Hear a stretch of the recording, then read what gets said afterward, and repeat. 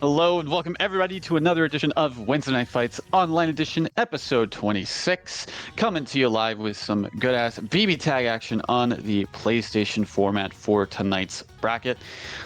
Looking forward to some wonderful games, wonderful sets, and of course, some crazy shenanigans as always when it comes to BB tag. But of course, before we get into all of the action tonight, we do have some introductions to make, as always.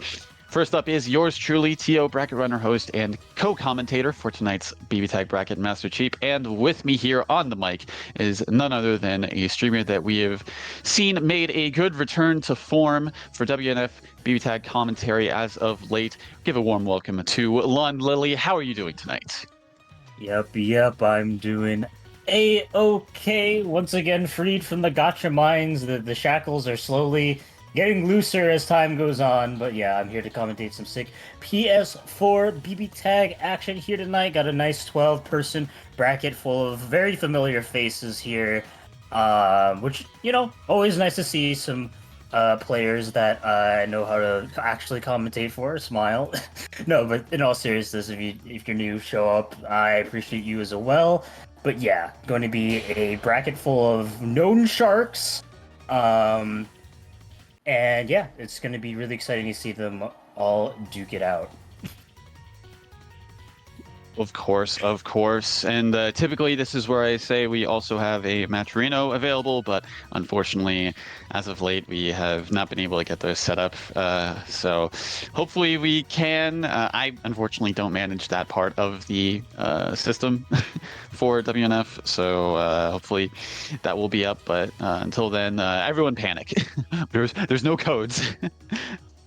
Yep. The panic warning has been issued for like the past 3-4 weeks. It's been rough out here, man. It has. But in any case, we will be moving right along into our first matches for stream. Let's see. First up, we will be having Serene Smile and Prez Cavalier. All right. It's gonna be interesting match here at the start. Serene Smile. I want to give him the award for the most frequent participator of any online bracket I've ever seen. Dude is everywhere. PC, PS4. Yeah, he's like Mr. Worldwide. He pretends that Switch doesn't exist and Xbox Tag isn't real. And yeah, he normally logs in with the Rachel Waldstein. However, evidently speaking, that is not the team being played here, as he's swapped over to the Tank Tager, which I never thought I'd say that I've seen Serene's Tank Tager before, but I sure have. Oh, and he rejoined the room. Okay, right. So apparently, Serene, Serene did not realize that they readied up. Okay, well, we won't be seeing that. Maybe, I don't know. They might have been like, oh, did I jump the gun? Maybe Yeah. But or maybe they were just like, oh, I want to play this team, but I didn't know if they were done with all the intros yet or whatever. Yeah. So we'll see. But yeah, no, as you said, definitely sticks to the Rachel Waldstein. But we'll see if this is going to be the case. I mean, we've seen the Tank Tager a couple times, but that's been, wouldn't it be funny, essentially. Yeah, but I mean, look, round 1, start of the tournament, first game on stream, it would be kind of funny. That is true. Yeah, it seems like they're very, very much intently in thought of should I be funny? And it looks like they are going to be funny. Okay. Yep, they were like, what if? Going to be locking with the Blitzsync Tager. A team legally can be a team. Apparently, this team is good. I haven't been convinced yet. I mean, you know, you're playing a grappler and a is it right to classify him as a zoner? He's like an a zoner. anti-zoner?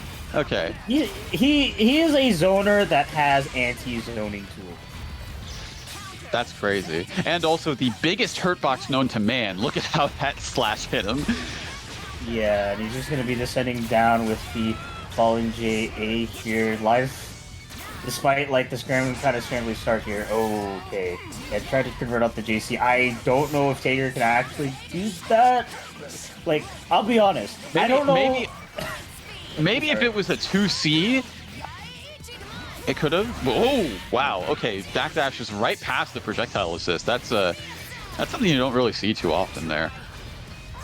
But Tager does have one of those long backdashes, able to go through a lot more than what other characters can. I was going to say that should be dead, but two very pivotal drops in that situation, and Tager living to see another day. Yeah, Serin Smile also dropping a combo of zoning. Potentially kill the user here. Oh my god, this is good DP to avoid the unblockable situation. Yeah. Ooh, yeah. Unfortunately got hit by the laser. Serin Smile not ready for the kill, but will be picking up the foray. And might not even spend the meter there, but just to be safe, killing off the Narukami. Gonna be making this a 1v2 situation here, and it's gonna take one good grab for this user to just be gone. I think Freshcav is gonna be hopefully popping the resonance sometime soon. No, he's holding on to it. Garfield. Oh no, Garfield, you had resonance. Oh man, you hate to see it. I think that was just like, I don't know how, if that was actually like, oh, they're going to do this, or it's just I'm going to wake up super. Like, and there's nothing you can do to stop me. I'm not sure what that decision could have been, but I don't know. Based on the team that Serene's playing, I also feel like it's just like, yeah, I'm just gonna do it. Yeah. It's been hard for me to really understand what's going on in this match. It's been very scramble heavy, very like a lot of drops spaghetti on the floor everywhere. But I mean, I think in this situation, the fact that like, oh my god, anti-air 5A, that like that lasted so long. Yeah, that was kind of crazy. Okay, yeah, Serene Smile going to be like kind of zoning out. Oh my god. Oh no. Okay, that could have been a lot worse for Prez, because that basically has like negative scaling. Serene was just doing JC constantly. Yeah, I mean, to his credit, Presscav hasn't been on top of like kind of just punishing those options there. So, if you're not punishing the JC, it's definitely one of those moves that you can get away with kind of doing out. Ooh, hits the area, unfortunately not able to convert off the JC. Oh, and landing punishes with the EX slash here. Serene Smile's character not looking so hot, but the big beefy 20Ks, they can take a lot of damage. Take a lot of damage, they can, and so far I was gonna say Blitztank's taking a critical amount, and ooh, that was a really good throw to catch the push block there, make it untechable, and putting Serene in a bit of a rough spot now. Oh, well. Sparkle.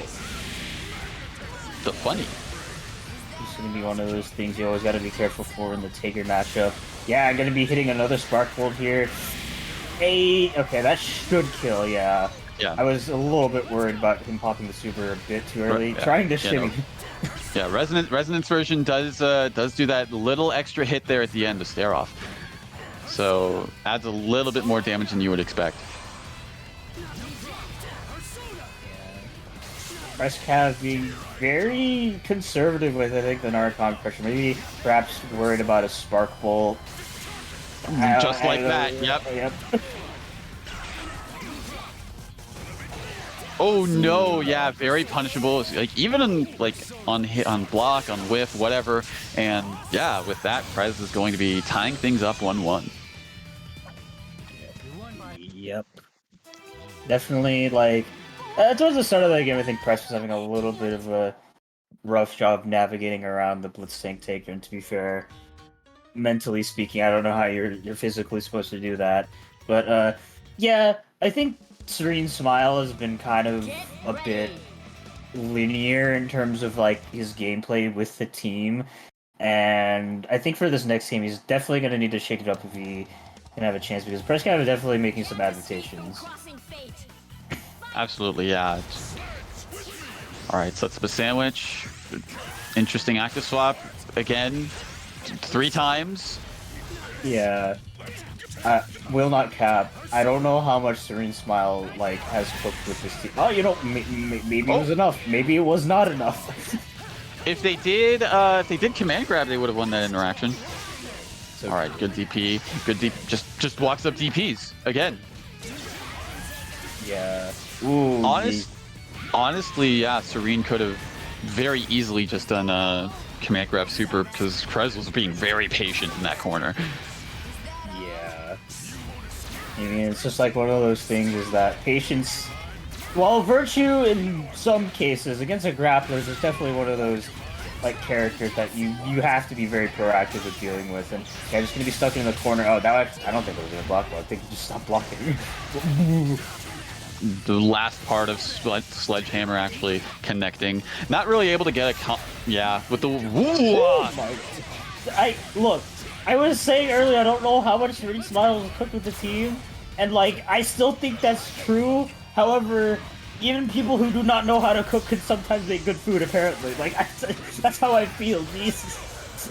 No, stop clock twice, write twice a day. I'm losing my words with what I'm seeing on screen, man. I will say this: that was some very good situational awareness there from Serene, and yeah, called out the burst, killed off the character, and just really was like, I've got like the hell of a life advantage right now. I can pretty much just do whatever I want. Yeah. And Prescav, I think, is like noticing from like how he's approaching things, very scared about what like this team has to do. And like I said earlier, like patience not always a virtue. However, you gotta find a right balance. If you're a little bit too passive, it can get out of hand. And if you're too aggressive, it also like lead to unfortunate situations. But yeah, gonna be baiting out that super there. You'll be spending some of the EX to make sure they get into the corner as well. If Serene believed, they could have, yeah, again. I'm a Taker player. I really want to see a command grab super. Surprisingly, haven't even seen one attempted yet. Yeah. Maybe Serene saving it for the moment, for the special moment. But whatever the case may be, yeah, chooses to spend the bar on the EX bombs right there. And was that EX? Yeah, that was EX. Okay. I could barely tell because of like the blue light from the active swap buff, but also the just Blitz tank. He's big. Big old Blitz tank there. Yeah, nice navigation around that JCU. Unfortunately, a little bit of a weird hit there. Okay. I was gonna say be a little careful, because I was actually expecting the Zeodyne to come out. Oh wow. Yeah. I think that actually killed because of the Persona break. That plus the fact that is the highest base damage super in the game. But I think he would have lived if that wasn't Persona broken, because it looked like it was like at the very end whenever that killed. Yeah, it definitely was a little bit close there despite the damage of the super. It was also looking a little bit, dead. I was gonna say close, is that the Blitz tank's health bar to 0, but yeah. Gonna be punishing that Tater Copter there with the DP, and this is a... All it takes is one. You know what? I mean, I was right. All it does take is one. One hit, one grab, anything, really. And Serene going to be taking the set 3-1.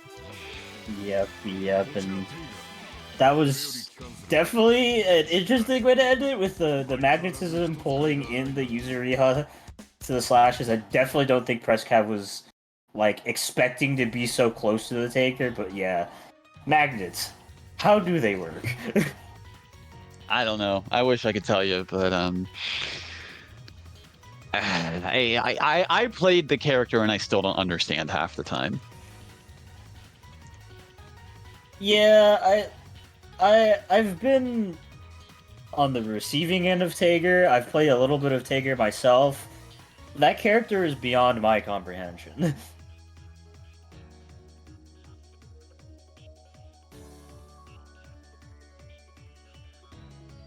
Yeah, going to be Serene Smile moving on to the next side. Or not next side of the bracket, the next rank in the bracket. Going to be fighting Yoster there in quarters-finals. We'll get to that later, I'm sure. I believe next up we will be having Mobius Razor, Raven, and SSJ3's and SSJ3 Enderman, yes. Enderman. I was like, is it Slenderman? But it's like Leet Speak S, or is it Enderman? Even if it was lead speak, God, oh man, that makes me feel old saying that phrase. Oh, but yeah, no, if it was that, I would also, unfortunately, be able to just read it without any hesitation. Yeah. Uh, Well, regardless of the name, I think with Mobius Raven coming up, we're actually going to be having another Blitz tank player, which is the most amount of tank I think I've ever seen in one night. I think I can agree on that. Yeah. Yeah, which is, I mean, tank definitely not a bad character by any means, but due to like how generally clunky he is to play and how polarizing his matchup spread can be, he's not a very common term to pick.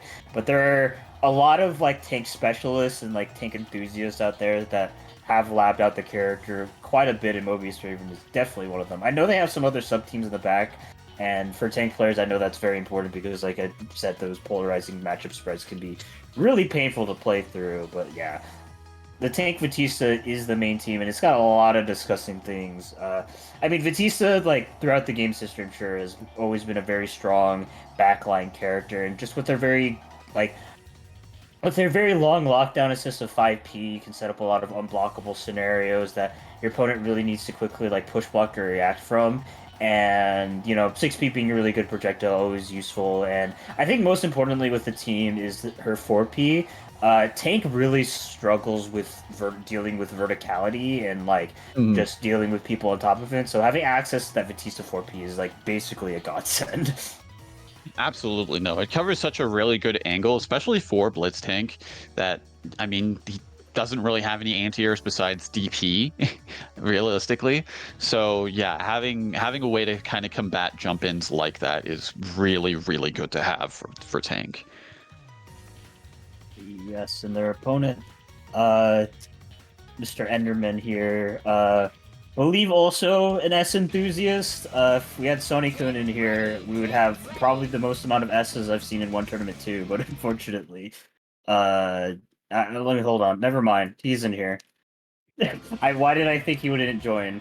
Never mind. This is going to be the most amount of S's I've seen in my life. I'm sorry. Yeah, but like anyways, S is also one of those other characters that's like generally pretty clunky to play. Not as clunky as Tank, but like yeah, I'll speak about S more as we're getting into this first game of this set. All right, so far SSJ3 Enderman, like really, I'm just gonna say Enderman, really is going, like, was putting in some good like oppressive offense against the tank, and also like making good use of like the buttons they have with S, because while she is a little clunky, that sword isn't just for show. Yeah, definitely a character that mostly excels in the air and has a ground game for sure, but yeah, going to be getting in the Batista. Actually, surprising good for the super. Didn't beat the burst either. That was some really good timing on the burst too from Raven, because that was literally a pixel of health for the Batista. Unfortunately though, can't say the same for the S. She is going to be dying to this super here. Yes, optimizing the combo for a nice 9.1k, a very healthy high, but it's nonetheless still a 2v1 situation, and already not looking good here, getting hit with that 5p. Alright, Resonance to avoid the overhead, but unfortunately, yep, you're still going to be eating the unblockable there. Oh, yeah. Tried to wake up super. Unfortunately, did not bite, and Hyde will be biting the dust, unfortunately, for Enderman. Raven taking the first game in the set. Yep.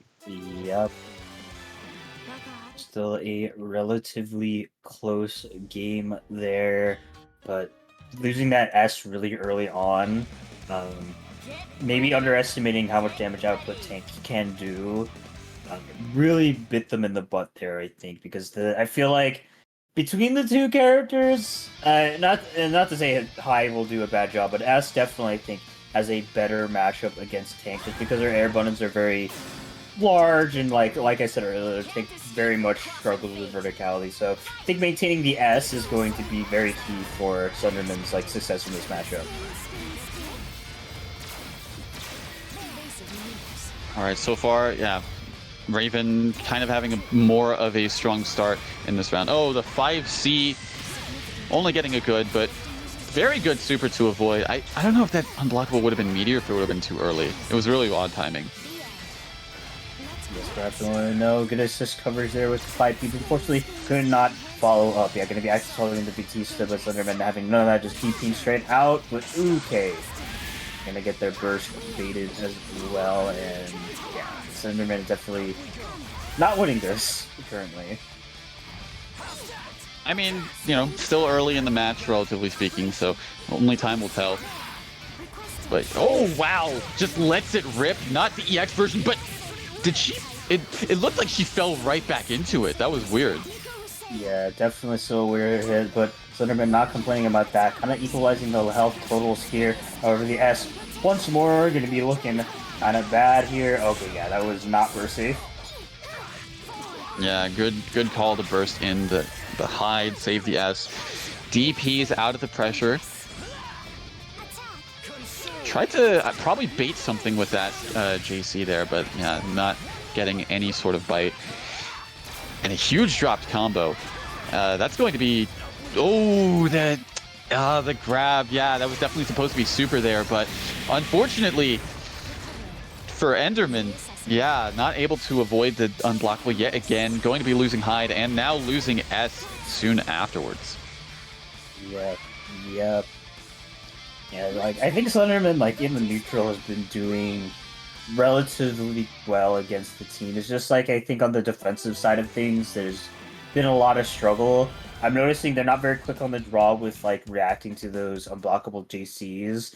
A lot of well, no, I'm not gonna say a lot of, but that situation where JB into JC is a situation you can jump out of, and it's not something that you have to hold. So I think some more cognizant about the cancel windows into JC, or just being more aware of when the JCs are being thrown out will help a lot, because he's taking a lot of stray hits just from them, and with Tank, despite that being an unblockable move, if he has meter, those will lead into pretty relatively big damage combos. Absolutely. All right, Enderman getting a strong start on this Batista, taking her down to a roughly half. Well, I was going to say half. Now it's about 20% at this point.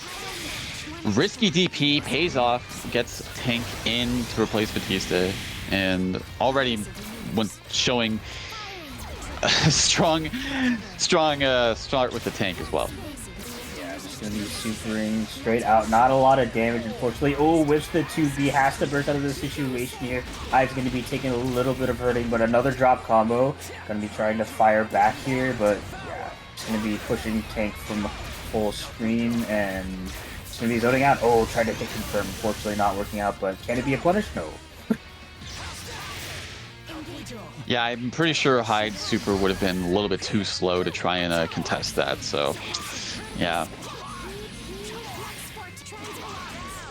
Spend a meter to kill off the Hyde, but a meter well spent here. Oh, unfortunately getting hit by the latter end of that DP. The S once again not looking so hot, and a counter hit JC. Going to be taking out Enderman here as Mobius Vision takes a 3-0 victory. Yeah, some very pivotal moments there for Enderman that just didn't really... Yeah, as you were saying, just the JC awareness from the Tank definitely did end up biting them quite a bit, especially in game 2 whenever we saw the happy birthday essentially kill off the Hive and put S in like a one-touch situation, practically speaking. So that was something that they gotta be more on the lookout for, if they run into that matchup again.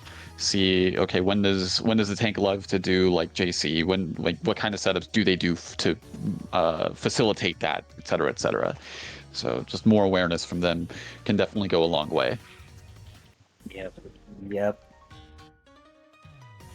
And with that settled, it looks like we'll be moving on to the next round here, which will be Caterade versus Bumachunga. That is correct. All right. Mr. Caterade, a player that, at least as of recently, and to be fair, I haven't really been super keeping up with a lot of BBTAG tours, but like, at least for the past couple of months, I haven't really seen Caterade play all too much. However, I'm sure he hasn't lost a step at all, at least back when, like, a couple of months ago. Probably the strongest player to be playing BBTAG at the time, so very much a threat. Like, the entire army by himself in his own right, so yeah, Bumachunga is definitely going to be having a tough hill to climb, but to his credit, definitely been seeing him play a lot more, and there's been a great amount of improvement. So, yeah, I'm excited to see how this matchup plays out. I mean, as noted in chat, Caterade did win Big 8 yesterday, so... Look, I'm sorry, I was asleep during Big 8. Fair enough. But yeah, definitely a strong return to form nonetheless, because as you said, we haven't been seeing much of Caterade as of late. But, I mean, they're going in guns blazing already with the team that they've definitely made a strong showing with time and time again with the Akatsuki Kurogane. And I'm excited to see how Caterade fares. Bumachunga also no slouch. Labras Jin, as always, from them. Of course, shame that they're playing Labras. I'll say that time and time again. No hate to my boy Bumba, but I mean, Labras is a character. That's all I can say. Are you sure about that? We'll find out. But yeah. Currently, yeah, it's looking very much relatively even in terms of the match currently. Yeah. Ooh. Very nice. Yeah. Yeah, you can't really throw projectiles, like especially super projectiles, out like that too willy-nilly, because yep, Akatsuki does have that kind of DP to parry that. Yep, I'm going to need a good chunk of damage here on this Labras. Don't think there's enough meter to kill. Ooh, tried going for the fuzzy there, but maybe mistimed it. Going to be frame trapping the Akatsuki. Imagine they want to get around. Oh, I'm very surprised there was no cross right there. This is really risky, yep. Yeah, definitely would have been a better decision to get her out of there, but that's how it be. Solo Jin, res level 3, so definitely can put in a dent even if the attacks are blocked. Yep, I'm going to be starting some pressure here. Nice sandwich scenario, but just going to be DPing out of that situation. Ooh. Yeah, I don't know if that was just a punish or just a mash afterwards too, but 4 bars on deck. This is looking like a clear deal with the DHC. And just like that, Caterade going to be taking the first round. Bumba definitely putting in a solid effort, but yeah, just a couple situations here and there, especially like the Jin super just being parried and then immediately countered with a super of Akatsuki's, and then not taking Labras out whenever she was at critical health. I think those were like 2 of the major points where that caused the loss. Yeah, definitely. Character life totals are in fact an important thing to look at, and not just the opponents. So more awareness, I think, with those situations, because when it comes to BBTAG, you want to maintain that 2v2 games for as much as possible. You want access to assists, even if like your character's really low and you can't call them as frequently. Just having the threat of them can play out a lot, and I think that could have maybe been the difference maker in that game. And why is Akatsuki so active? Also, not only that, the fact that it like corrected itself, auto-corrected right there, that was wild. Ooh, unfortunately dropping the combo there and punishing that for a Yeah, Gatorade just been on a roll here with his last couple of interactions. Going to be letting Labras stay in the corner for a little bit. Oh, the fuzzy. And yeah, going to be punishing the burst as well. This is going to be a lot of damage. Even without meter, this is still going to hurt. Almost 9k. Yeah, there's some simple stagger pressure here and there. Jumps over the EX car and another nice 4A there, but couldn't quite bait the burst. Yeah, surprisingly no burst punish. But oh no, he... Oh my goodness. The clash and then into the immediate super. Oh my gosh, he is just like me for real, for real. I will never beat the allegations. You will absolutely never beat the allegations. And like, as you say, as you tell everyone when a clash happens, you always gotta be ready for the clash. Yeah, and it was a little bit unfortunate there for Bumblechunga. Maybe just kind of panicked and was just like, oh, you know what, it won't hit me. But like, yeah, unfortunately, it did, and going to be swapping teams technically to Jin Labras instead.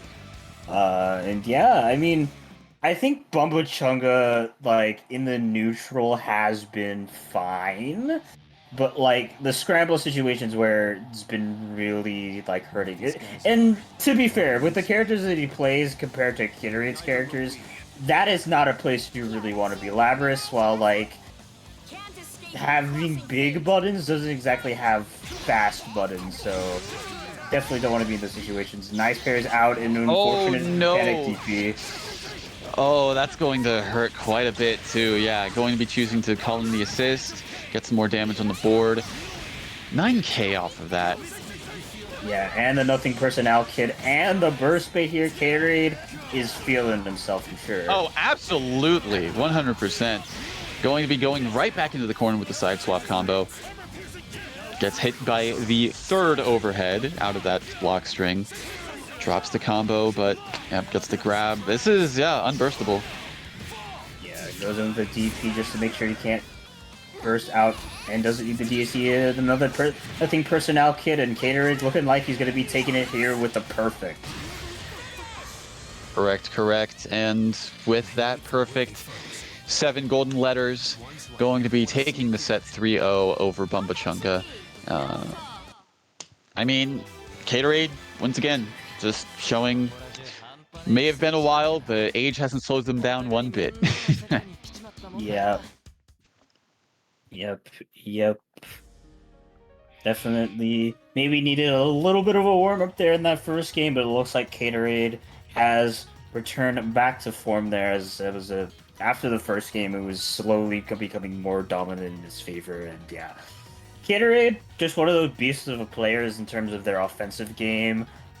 Really have labbed out a lot of the interactions with his team and a lot of the setups to kind of like put you in situations where you're like, just like, you know, Gatorade and, or not Gatorade, freaking Akatsuki and Kuragane, well, for the most part, like, kind of like mid-dispenser characters, they have a lot of things that can put you into like sandwich scenarios and blockables and just all of those things that really blend well together. And while it's not like a traditional high-low like type of deal in terms of the Oki game, and of course it's still available, but maybe not as strong as some other characters, it's like there's a lot of layers that you have to be mentally ready to deal with, and unfortunately Bumblechunga couldn't quite break through all that. Yeah, that's the thing. It's like, especially against a player like Gatorade, they have like on offense, especially if you're knocked down in the corner, more so. It's just like there's all these things you have to keep track of, like fuzzies, potential fuzzies, or side switches with Kuragane, etc., etc. That's just like, man, what is he going to do? What am I going to get hit by? And then by the time you think of something, you're probably already getting hit. Indeed.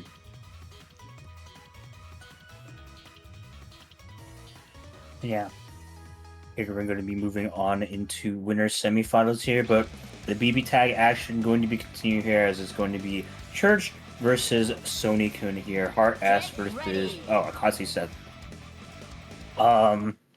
To be perfectly honest, well, I know Church as like a player and kind of like a community figure in BBTAG. I haven't really seen her play all too much. Typically goes with the Yumi Seth, but yeah, also does kind of play Akatsuki as well. Relatively decent player, as you know, I've had the pleasure of playing her as well a couple times, so we'll see how things turn out. But Sonokun, also no slouch themselves, has had multiple really good bracket runs, and you know, this is the team that they've been putting in the grind with of S Heart, and so far looking very solid. Yeah, unfortunately not able to quite capitalize off that burst punish here, but yeah, going to be chasing them air to air. And I mentioned a little bit earlier in the tournament, but like S is definitely like has really good air buttons. Those J's A's are really fast. I think it's like 9 frames or something crazy like that. So the air game I think is going to be really hard for Church to try to contest, especially with the characters they're kind of playing, having a little bit of stubby air buttons. Oh no, yeah, that was the wrong super to use in that situation. I think the Kamikaze super would have worked, but yeah, a little bit too far for the kick. Yeah, maybe expecting like kind of Heart to like homing straight in and commit to a button, but yeah, maybe a bit of a panic call there as Church going to be losing the first game.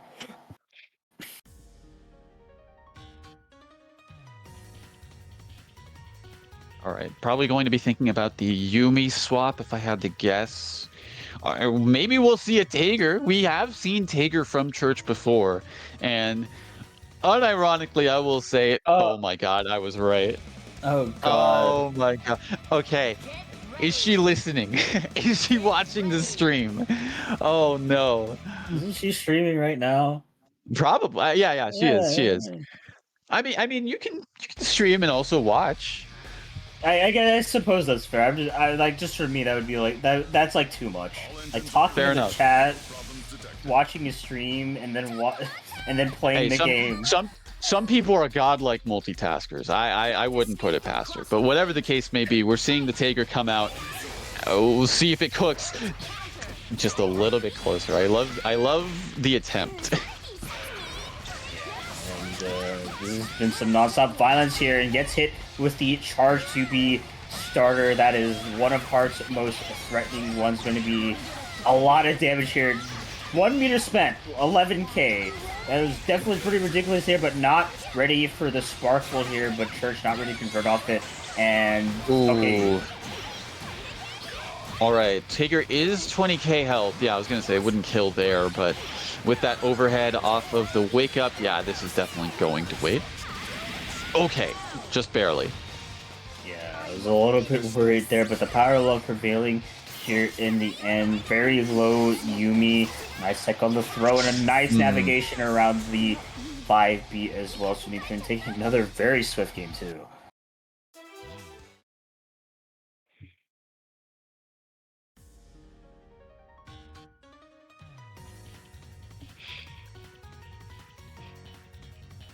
Yeah, definitely. We saw in the first game S putting in a lot of work. That game we saw the Hearts like pretty much nonstop, just constantly going in with the offense, and that's like one of the main things to be worried about whenever you're fighting against like Heart. Just in general, it's just like, okay, if you get knocked down by this character, what is she going to hit you with? Is it going to be high? Is it going to be low? And which side is it going to be on? Because sometimes it's ambiguous. Yeah, as in the wise words of every Heart player I've known, if I don't even know where I'm going to be, how will my opponent?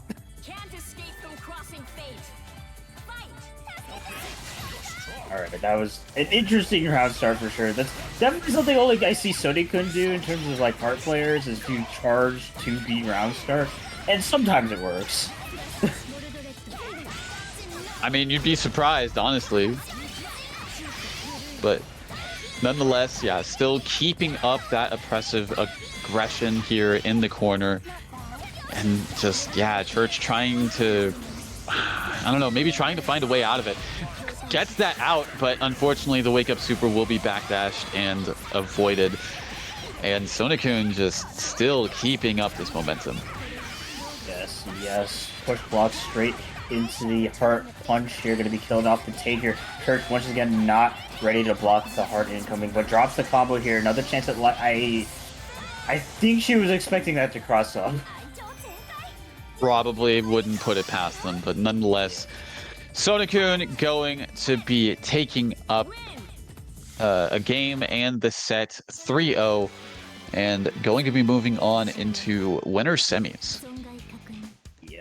Yep, unfortunate 3-0 loss there for Church. Didn't really get to see them like do much with the team, unfortunately enough. But yeah, I mean, when it comes to the heart aggression, it's one of those things that you just have to like kind of readjust your brain in order to deal with. I mean, it's no surprise to say that Heart doesn't play like any other character in this game. So you really have to adapt yourself to kind of what she's dealing with, like dealing with her homing, for example. It takes like a very specific form of patience and a lot of spatial awareness, and yeah, maybe took a bit too much time to readjust there. So they can really taking advantage of maybe that some of that matchup and familiarity, and just kind of like went in and balled really hard, to say the least.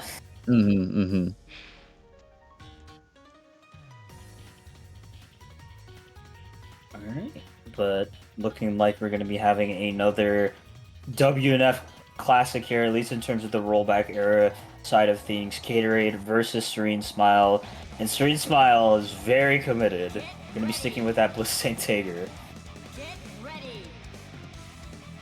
Yeah, kind of surprised they're going into it, into this game with that team, because I expected the Rachel Waldstein at the very least, because at least in terms of solo, Akatsuki has a really tough time against Rachel. Yeah, like despite all the parries and stuff, is like you can kind of deal with all the projectiles. You still have to deal with Rachel herself.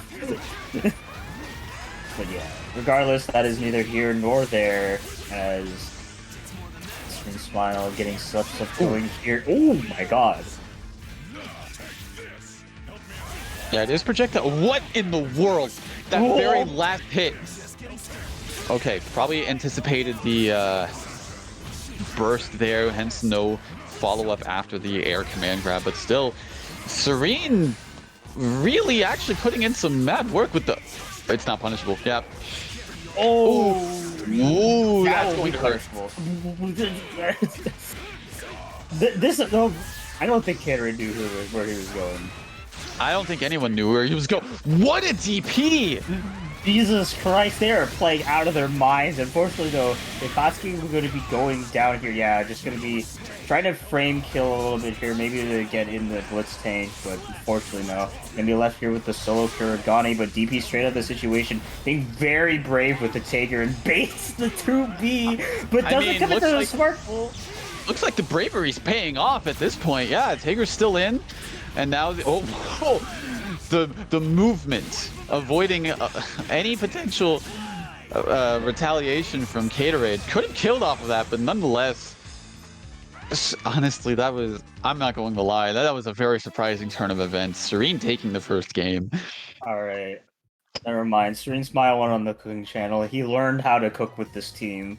They had a special on Blitztank Tager, a la fromage, or something like that, and yeah, that was a couple interesting like drops here and there. I don't know if he was just baiting some bursts, but like, yeah, had a couple opportunities to kill, but team already in that first game looking a lot more solid. Can't escape from crossing fate. Fight. Oh, unfortunate. Well, I mean, it could have been worse. It could have been a lot worse. It could have been a very damaging happy birthday, but so far keeping the aggression going, tries to DP out of the situation. Not going to be anything so far, but gets hit with the slash kite here. Gator is going to be starting in the corner. Definitely his comfort zone, but a nice tech out of the corner and good blocks on the delayed overhead. Serene's defense definitely paying out here. Oh my god! Okay, that was very, very smart from Cade, because honestly, yeah, I was kind of expecting the command grab, but didn't know what the option was going to be from Cade. Yeah. Very nice awareness there, not committing anything, didn't want to die to that 5P, but still keeping in the Tager and DP straight into the loving arms Tager, but he kills it off Okay. These super random situations was tank with level 4 resonance. This can definitely go either way. Oh, okay, very. Oh no, What? I was gonna say the massive hurt box from. Ain't The no way. massive no hurt way. box for Blitztank is actually proving to be a detriment for Caterate. Alright, he was popping off a little bit too hard with that tank armor. That mashing there while you're minus definitely took some bravery there. But Caterade taking the second game, I don't know what to say.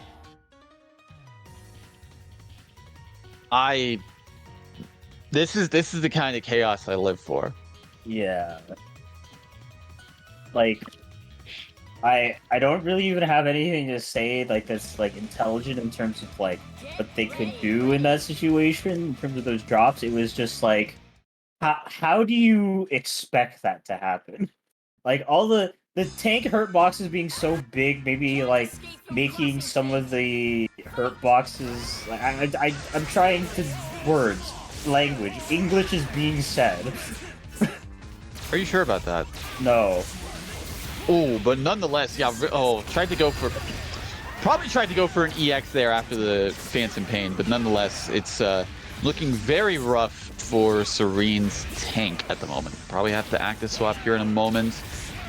Get the tank out of there, but no, choosing to keep it in.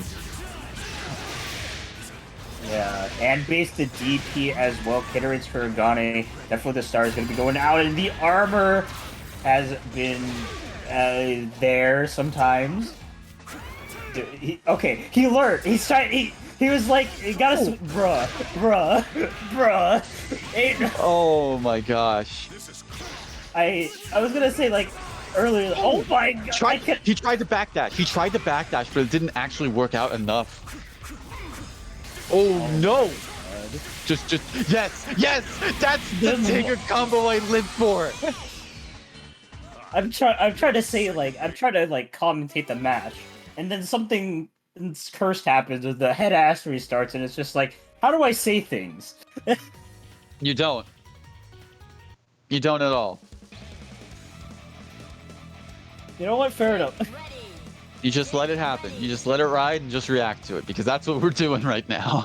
Yeah. This is insane.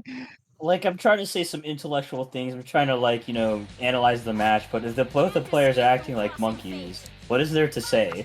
Oh my! Wow, He's giving him a taste of his own medicine. I think first round was just kind of like a preview into the mind of Serene. Like first round with this team that we saw earlier, yeah, it was just like this is just the setup. This is just data. I'm learning this team. Oh, whoa. That's How still did that hit? What do you mean that hit? Oh, tried to go for a tick command grab setup, but not working out. You might have to get him out of there. Yeah, okay. Alright. Serene Smile this entire set has been very brave with how low his characters are. To be fair, that is kind of how Serene operates with Rachel Wald. It's usually like the Wald's the meat sponge, takes all the hits, and then lets Rachel get in Resonance level 4. Which is kind of the same sort of philosophy that we're seeing right now with, you know, keeping in the low health character and one person is relatively healthy. Yeah. Like, I guess if we're gonna play, definitely the tank is the one you're gonna want to be playing in level 4 Resonance. I mean, I don't know. We saw Serene cooking with the Tigers. Okay, I mean, like, generally speaking. That is true. That is true. But so far, not looking too good for the tank. Nonetheless, it can only take one interaction. Just hit it again. Never mind. You know what? I eat my own words. Yep, as Serene Smile gonna be losing a game here, but still the set tied up 2-2. Yeah, you know, I'm gonna take your advice. I'm not gonna try to like actually analyze this match. There ain't no way I can analyze freaking Tank Tager. Like, there's nothing Tank there. Tager cooking, by the way. He's cooking. He learned like he learned how to cook. We are no longer microwaving the food. Can't escape from crossing Going out fate. to the grill, making Yeah. sure that stuff's cooked properly. Yeah, we're no longer well done gaming. It is a nice medium rare. I'm partial to medium, but fair enough. It's look, as long as you don't say well done, I'm fine with you. Fair enough, fair enough. Monster Hunter would disagree with you, though. Anyways, so, going back to the match. Caterade, ooh, okay. Serene tried to push block out of the potential unblockable, but Caterade ready for that and catches the push block with the grab, getting some good damage. Yeah, gonna be bursting in the tank here. It's gonna let him soak a lot of damage. Hasn't really gotten any momentum here, and gonna be going corner to corner as well. Try to instant overhead fuzzy. I'm not sure either, but the pressure has been building up here. I think Caterade definitely feeling himself now. That's a dead character. Yeah, even with a 20k health.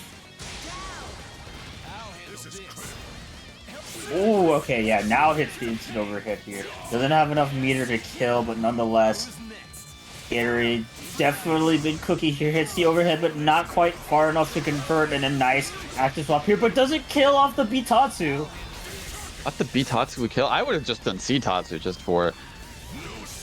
I respect the attempt. I respect the attempt. I was waiting for something like that because I was thinking to myself, Serene hasn't done that at all. I need to see one of these. Just one. I don't care if it whiffs. Yeah. Surprisingly enough, Serene Smile hasn't been very liberal about using those get bees, which is like contrary to how I imagine every taker player wants to play. Just not even necessarily because it's optimal. It's just a brain cell. But yeah, whipped it out at the last moment there, but Kidder was like, nah, ain't no way, bro.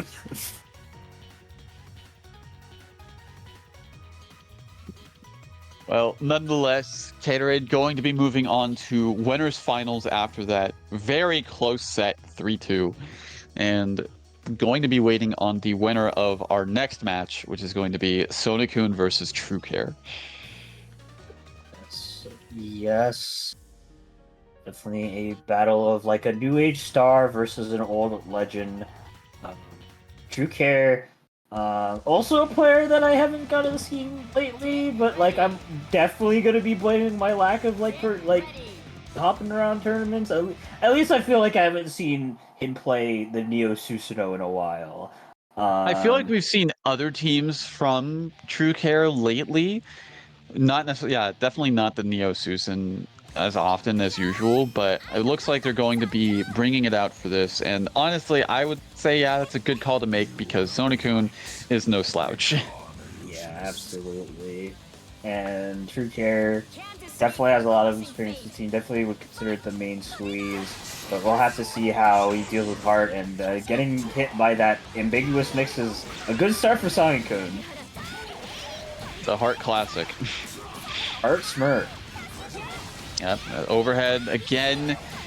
And so far, not looking good for True Care. Has to find some... I was gonna say has to find some way out of this corner, but it looks like that doesn't matter. Yeah, it's like, look, when it comes to Heart, nowhere on screen is safe. Mid-screen, full screen, you're right in front of her. Hell, you could be on top of the mountaintop. She's coming for you. Okay, I just want to point out that the fact that she was winding up that punch looked like it moved her hurt box to avoid that charge from Susanoo and killed him. The power of love, baby. Oh my god! True Woo! Care has not been able to find a way out of any of this, and it looks like that should be a dead Neo at this point. Yeah, and you definitely want to kill off the Neo here as True Care, even for that life total, can make some insane comebacks as Sonokun taking an insane game one. That was, I mean, honestly, it was as you said. Really, it doesn't matter if you're in the corner against this character. You're going to be caught in the mix almost anywhere on screen. Yeah, like for at least me personally, I've like never seen this matchup played, but it feels like Sonokun has like True Care's number there in that game. Perfectly like navigated around everything that he did, was ready for True Care's like Oki tendencies, ready for basically every forward tech. and the like. It was just it was a sight to behold. But True Care maybe still getting his bearings here. Let's see how he does it here in this game too. All right, so that's up. All right, so far looking a little bit better for True Care. I hope I didn't just curse them, but yeah, it has.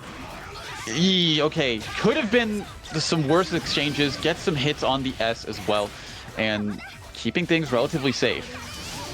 Yeah, it's gonna be flying in a very nice tick grab here, and I mean definitely looking a little bit better for True Care, but nonetheless, Sonic-kun's gonna be taking the first real advantage here. Try to bait something out with the backbone, not gonna be looking right off at that, but does pick off the landing 5A, and True Care firing back. That was an interesting option. That definitely was. I don't think that was intended, but whatever the case, it caused them to not get hit by the counter, at the very least. Yeah, very nice 2B there. Ooh, unfortunately, the 5B not able to convert, and neither can the Susanoo. Definitely looking relatively even here. Gotta be careful. Oh, I hate Susanoo 4A so much. Oh, and with that hit, yeah, should be a relatively easy kill. Keep it simple, keep it safe, and yep. True Care tying it up 1-1 now. Yep. Definitely a little bit of a rough start, but nonetheless picking up pieces there. And yeah, Neo is just one of those characters that, like, I mean, it's basically like the only reason she's able to function, but like when she gets you in those Oki situations, it'd be really difficult to like guess what she's doing, because I mean like fitting enough for her character, she's just very tricky. She can go like all over the places. She has like a couple teleports, high-low stuff, and it was like, I think in that point, it was like Sonic-kun was a little bit worse for wear in terms of having to deal with a lot of the defensive situations. Panicked a bit, threw out a couple like lethal DPs for them, and it was like, yeah, it was a lot of panic. Absolutely, but we'll see if they can keep their finger off of the trigger, proverbially speaking, a little bit. Interesting round start, as you said before. Does do that on occasion, but didn't quite work out for them, and got pretty punished for it. Ooh, not ready for the 5P to hit. It's gonna be going in, another tick grab, gonna be going into the corner here. Gets out of the situation. Ooh, very nice A. Good awareness, by the way, to avoid the EX blade there as well.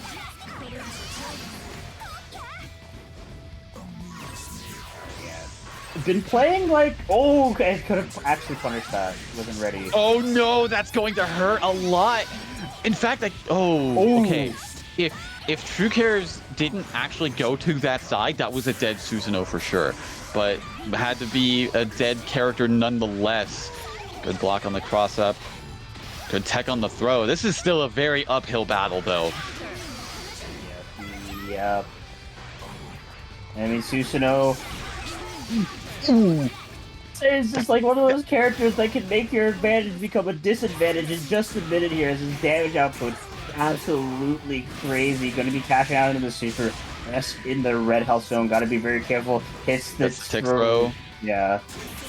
But doesn't make the burst. Yeah, not ready for the burst there. Oh, the 5C. Okay, things looking really good for True Care now, actually, but not ready for the DP in that situation. Okay. I thought a button was being pressed, I'm not gonna lie.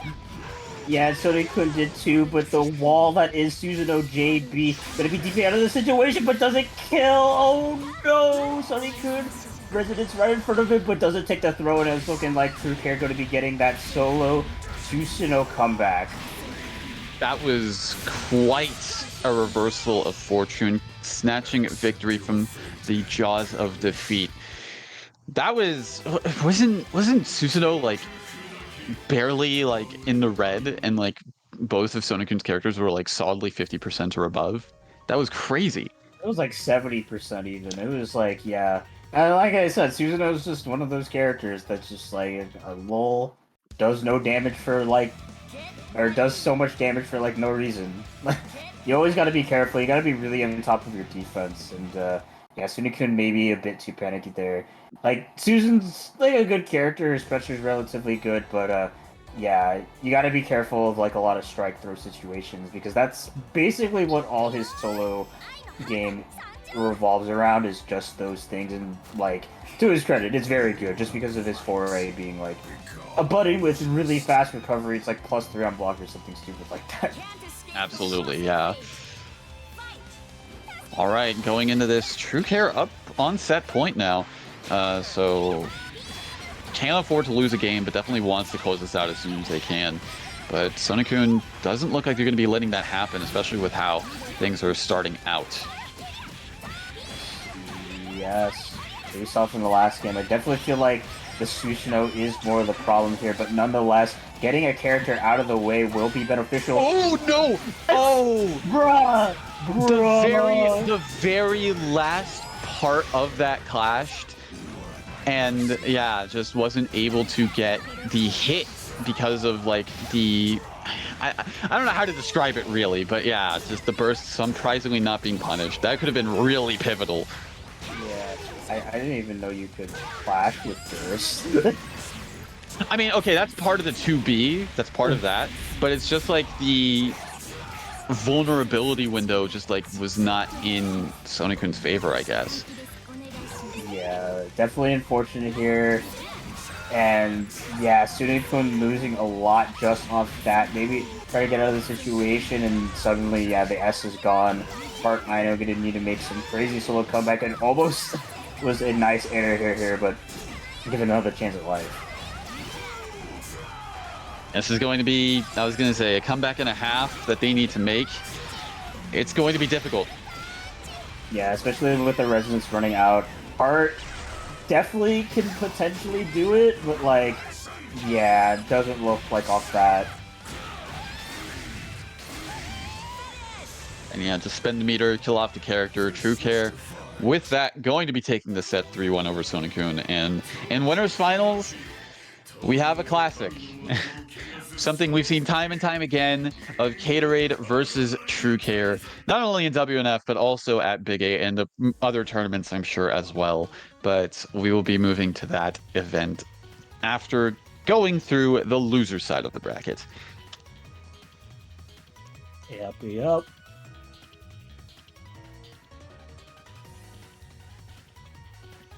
Yeah, I mean, despite the bracket moving on, still definitely no slouches there in Fuza's side. Still got Serene Smile, Yosuro, Church, Mobius, Raven, Chunga. And yeah, Sonic can also going to be moving down there too. So definitely going to be a tough ride for anyone moving around in that side of the bracket. But yeah, we'll be getting onto that shortly and see how that one plays out. Looking like we're going to be having Church versus Mobius Raven up next. That is correct.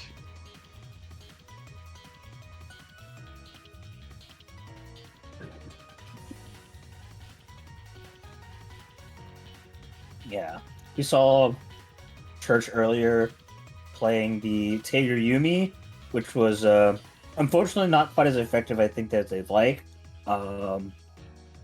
So I don't know if they want to stick with that team, like if anything, just for the memes. But yeah, definitely going to at least expect a Yumi. In terms of the matchup there, like definitely from what I know of Church's team compositions, gonna probably give Mobius Raven a relatively tough time.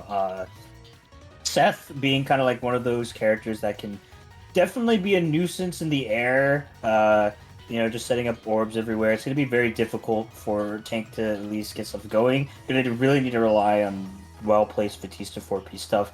But like nonetheless, like Seth on the ground is really fast too, so also going to be need to be on point with like the zoning game as well. It's going to be a lot of things that the Tank needs to juggle through, but we'll see how Mobius Raven potentially deal with that, assuming Church plays Seth.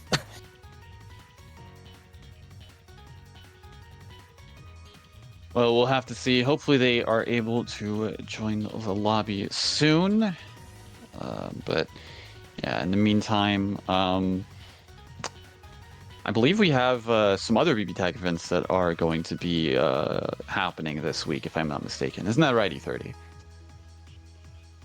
Oh, yeah. Yeah, absolutely. Sorry for putting you on the spot. So yeah, as some people saw last week, or no, I mean yesterday. Shit. As some people saw yesterday, the Big 8, it happens almost every Tuesday at 5 p.m. PST or 8 p.m. EST if you're on the East Coast. Always a good time over there, as a lot of people in chat may have seen yesterday. Permadeath Astral Rules, always a great time over there. Be sure to check them out over at twitch.tv/ICUHater. Don Con, Ralston Arcade, and crew always run a great show over there. And maybe you missed that and you're maybe looking to dance with Death quite a bit with their Permanent Astral Rules. Well, as you've seen on the banner a couple times, Railfire Legion with the Crossrails of Fate have you covered. It's every Thursday, same time as the Big 8, same Permanent Astral Rules, and the same good old time over there. Be sure to check them out. And Railfire Legion is relatively new to the tournament scene, but if so, for those that are unaware, be sure to check out their Twitter here, because they don't just run BBTAG. I believe they do Melty and Street Fighter 6 at the very least as well. But yeah, going on to the next match, Mobius Raven versus True Care. I'll leave it. Mobius Raven versus Church, but yeah, understandable. All right, but yes, we will be having that. You said True Care. True. Shit. All right, my bad. All good, all good. Yeah. Don't worry. We all mix up names. I mean, like, what's the difference between Church and True Care? They both have a C in their name. That's too hard to distinguish. That is very true. But nonetheless, Raven really, taking a strong advantage in this situation. Oh, and sets up an air unblockable situation after that combo as well. And Church, yeah, going to have to try to find a way out of this and try to keep Seth alive for a little bit longer. Oh my god, very nice dive to avoid the DP setup there. Definitely imagining they want to get out the Seth. Drops the combo there, but does hit the 5C. Still, Seth bleeding here, could take one bad DP to spell his doom, but still maintaining the pressure, trying to just stay in with the Seth. Oh, the orb hit actually hitting the Batista. This is actually really big. If they're able to maintain the combo, that should be a dead character. Oh, no, just a little bit too slow with the suit. Whoa, wait. It was a frame trap. So yeah, unfortunately DHT is being flat 2K, not quite able to kill off the Batista. Calls in the tank, interesting enough. Okay, yeah, just still going to be cross-ritting out of the situation here.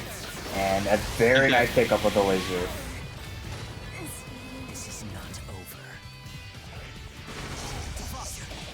Ooh, gets crossed up right there, yeah.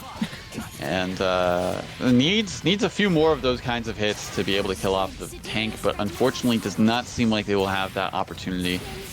Yep. That looked weird. I had no doubt in my mind that was gonna kill, but yeah, that was a bit awkward. Fair enough, fair enough. No, it was like the way that he kind of flew a little bit over the laser. I was like, I know that laser lasts a while, so that should still hit, right? Yeah, like I didn't have any doubts, but if it somehow didn't work, I would be like, damn, that's crazy.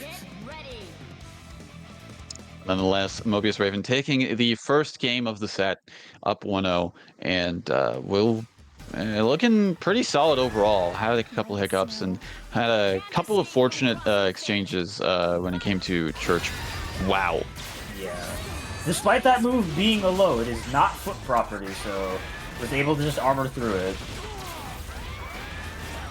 Oh, so that's why Akihiko can just weave through that. Okay. Yeah, it's a projectile move. Okay. All right. Good to know. It's like Yukiko Miragidan, or not, or Miragi, I should say. Miragidan could be a low. That'd be fun. That no. What do you mean? You don't- Anyways, no. We're stopping this line of conversation. We're moving on to the match. No, okay. So Raven getting a good DHC, good amount of damage, and putting Church's Yumi in, very critical into death apparently. Yeah, I mean, gonna be taken to the ER for sure. Critical position if you want to twist it like that. ICU definitely going to be a patient there, and looks like Seth is going to be soon to follow. Get out the stretcher for him, Hope you because have life Raven. insurance. 'Cause, yeah, Raven up 2-0 in the set now. Yep. And yeah, I think Church has just been like not blocking. That's like just the most basic way I can put it is just like in terms of the defensive side of things, they're very like optimistic about Mobius not being able to kind of like meet them. And it does work out occasionally, but like I feel like a lot of the times that they're getting hit, that if they just kind of like stood still, just waited for their turn, that they would be able to kind of make something happen. But it's kind of just letting Mobius Raven kind of just snowball. A little bit, yeah. And once again, the unblockable setup. That one is really, you gotta hold that, because unlike with the other assist, you can't really push block out of that situation. Yep. Ooh, okay. That was a smart idea to use the counter to kind of get out of whatever Raven could have been cooking. Nonetheless, going to be... Okay, bringing the Yumi back in. Alright, swapping out the set. So it's like the sandwich scenario here, but the orb kind of preventing anything super threatening from happening. Definitely a game. Well, I was gonna say the game like Church is down on, but with this hit against the Batista, definitely get something going. Try to go for the command grab. Not gonna be punished. The EX bends, not the bends. That's hard. EX vengeance. Sets it up. The funny. Yeah. The neutral skill. Whatever you want to call it, nonetheless. Wow, just gets that raw command grab, and going to be putting some damage on the board, but still, it's tank. That was still a quarter of his life. Yeah, just gonna be armoring straight through the situation. Oh, unfortunately, the Batista 5 getting a little bit weird there. Could have potentially killed off the Seth here, but definitely think he's gonna be going down here as Mobius Raven takes 3-0 over Church. Very solid attempt from Church, but nonetheless, Raven going to be moving on to losers quarterfinals to face off against Serene Smile. Yep, unfortunately, Church bowing out here, but still getting top 8 in the bracket.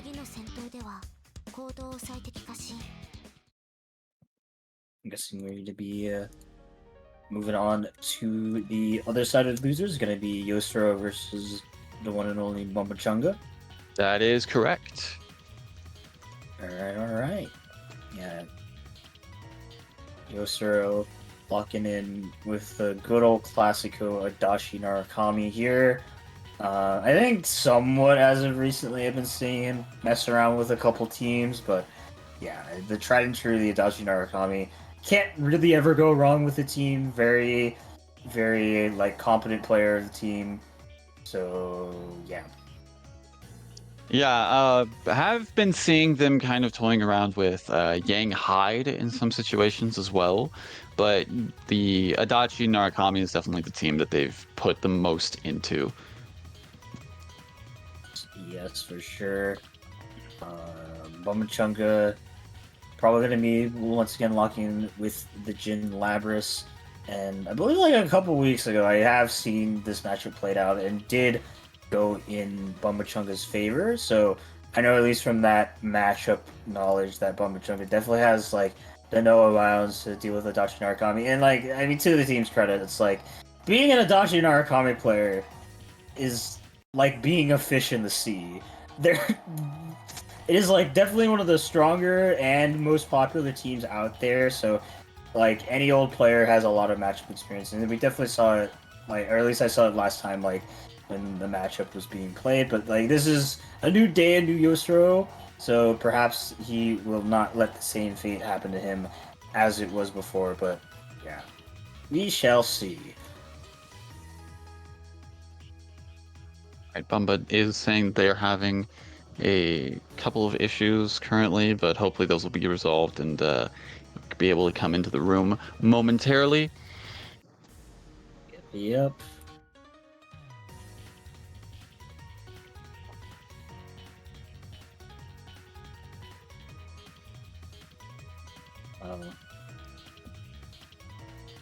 Normally, this is where I would go into the whole Matcherino thing and all that, and tell you all to use the codes. Unfortunately, we don't have that in place, so Yeah. I'm at a loss.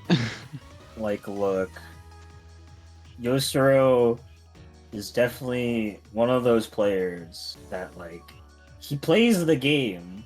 Like, in his mind, he always has to be playing the game. Like, I've never seen someone so adamant about mashing, like, to the degree that he does. He mashes in, like, the weirdest spots. Like, you're right in front of him, you did a safe jump, he's going to mash. Or, like, you're, like, halfway across the screen, you have no way to get to him, he's going to mash. It's just, like, you're trying to ask him for, like, $50 because you need to pay for him, he will IRL burst you. Like, dude is, like, aggressive, to say the least. Like, it sometimes works to his favor, sometimes it doesn't. It's, like, it's a very much an inconsistent play style, but, like, nonetheless, Yosuro still has a lot of, like, tournament victories under his belt, so, like, it works. But, like, God, sometimes it just doesn't, and I have to yell at him. And sometimes it doesn't, and whenever it doesn't, it really doesn't. Yeah, like, I don't know, like, the bravery on this man, I don't know if it's respectable per se, but, like, it is a sight to behold. Yeah, but we're trying to locked into the room. We shall see how this matchup plays out. Assuming Yosuro readies up, maybe he did get asked for $50 in IRL versus somebody. Okay, nope. He beat the allegations. Ready. For now. For now.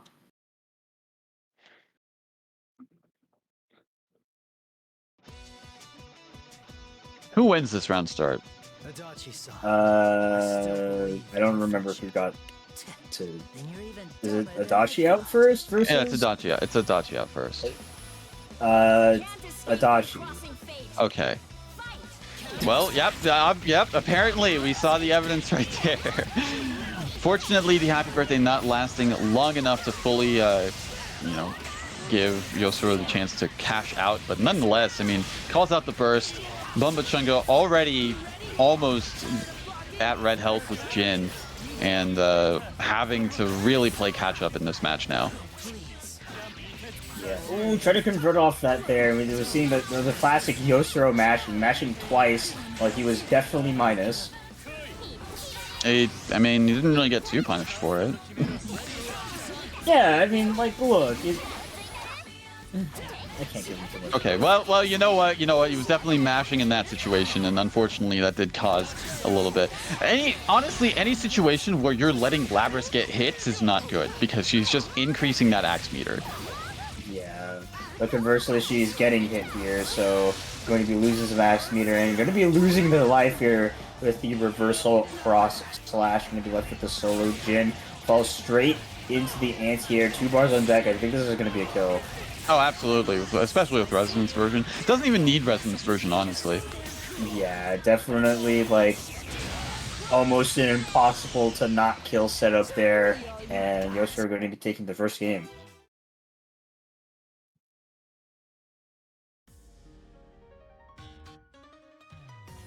And yeah, despite the victory there, didn't really get to see a lot of, like, kind of the Adachi Narakani, Tommy, Kami, stuff that we see. Like, no BZO setups. It was just a lot, I think, of Bumba Chunga really underestimating Yosuro's ability to anti-air. Like, despite kind of his aggressive playstyle, like, Yosuro is usually pretty on top of dealing with jump-ins. And I would agree with that, yes. yeah, like, especially with how kind of like linear the jump ins have been, it's been very easy to kind of just predict them. But going to be baiting that DP here, going to be going corner to corner here and getting that nice old max axe Labras here. Gotta be really careful with the Adachi. Jesus Christ, that did so much damage and it was just 2 hits. Bumba, unfortunately, doing another wake-up super that doesn't quite work out. Going to be losing that red axe, too, which was very much something you don't want to lose with Labras. So, has to make do with what they have now. And just DPs and Yosro DPing in kind. Yeah, nice blocks, but hits the cross slash there. Making Bubba Chunga's characters hurt quite a bit, and once again going to be a dead Labras. Not sure about that air resonance. Yeah, you're just asking for a situation like this to happen. And has 4 bars on deck. Really, honestly, doesn't even need the 4 bars. Just only needs 2. And Yosuro, a little bit worse for wear compared to previously, but still taking the game and up in the set 2-0. Yep. Yeah, definitely. Well, like Bubba Chunga, Get like ready. for the most part, has been like able to kind of like navigate around the Adachi Narukami. Been like making Yosuro not be able to like set up Mizuyu as freely. I still feel like when the scramble situations happen, he kind of falls into like what Yosuro wants, and just kind of like jumps into a lot of his anti-airs, or a lot of his mash options, like etc. Oh no! Could have had a really big happy birthday opportunity there, but unfortunately, yeah, I guess tried to go for a rejump or something, but didn't quite work out. Yeah. Fortunately, burst out of the BZO, not a place you actually can burst because Adachi is fair and balanced. Yeah, then they crossing up here, 5 bars on deck. This should definitely just be a kill. Yep, has to spend the DHC, but really can get the meter back so easily with this team that not really too much of an issue. And already the incoming mix. Yeah, I mean, as I just said, yeah, gets the meter back so easily, already at 2. Actually, already in kill range. Yeah, especially with the Heat Riser buff, this is going to be another game going over to Yosuro and a set victory for them, taking it 3-0 over Bumchunga. So close. Too bad. Yeah, really pivotal drop with the potential happy birthday that could have definitely swung things more in Bumba's favor, but unfortunately that is just how the cookie crumbles. And going to be going out at 7th, Yosuro going to be moving on to fight Sonokun in losers quarters. Yep, definitely going to be an interesting fight as we are moving along in the bracket now in the top 6 category. Yep, I can math. Yeah. That being said, I think we're going to go over to the other side of the bracket, Serene Smile versus Mobius Raven. Yep, Are that we is going? correct. Are we going to have tank mirrors?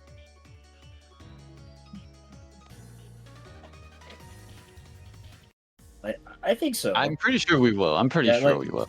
Like Serene has been very committed to the tank taker, and there ain't no way he backs down from a tank mirror.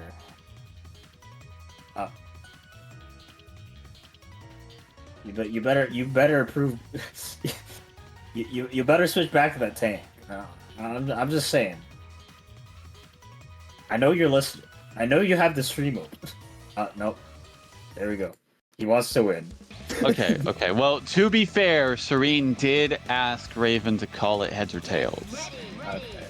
And unfortunately, if they called it, then it was going to be tank. But unfortunately, that was not meant to be. Well, that was between them and God, I guess. Can't escape from crossing fate. Yeah, I mean, nonetheless, that is still a great screenshot for the round start.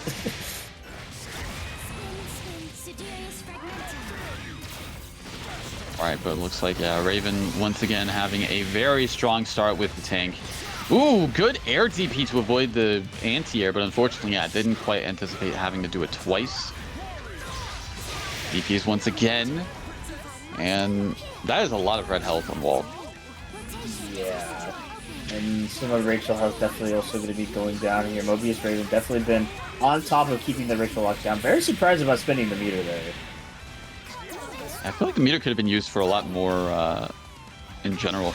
Oh, badly timed DP. And even though this is Batista, they still have 2 meter on deck and the cross combo activation. Doesn't even need it though, it looks like. Might have, like, there was definitely like a world where there was like, that was like 3 damage off or something. Oh yeah, very good frame trap there with the Batista held JC. Wallstein going into the corner here. And once again, with the big meaty claws, going to be hitting, but unfortunately no full conversion. Could have been really big too if that last hit connected the way it did, but unfortunately the 2C from Batista stuffing out the option that Serene had and putting Waldstein in essentially a one-touch situation. Almost doesn't matter what he gets hit by. Yeah, the Yep. 5C will definitely take it out. As predicted. All right, and with that, Raven will be taking the first game of the set. Yep. Definitely feel like Certain Spile perhaps readjusting to the Waldstein Rachel. And I mean, to be fair, the previous team was playing, it's quite the pendulum shift. Unfortunately, there, like for Serene Smile, just couldn't quite get the Rachel going, which is definitely like the crux of his team and what gets the most done. Not to say the Wald like doesn't do anything, but for sure, especially against a character like Tank who struggles so much with verticality, is going to be really painful for Mobius Raven to have to deal with. But yeah, locking down the Rachel is going to be a good start. Very good with these DPs to avoid like bursts or the assist situations and all that. Unfortunately, yeah, still gets caught as always by the Rachel. Ooh, the armor still powering through those projectiles. Yep. Mobius Raven has been really on top of like calling out Serene Smile's like approach options with those DPs. It's been very hard for him to approach, especially with the walled. Also, you gotta remember, Batista cannot be counter hit, so some routes that you kind of anticipate going for, you have to be ready to adjust. Yep. Why that's the case? I don't know. I'm seeing George. Okay, It is George is George. good.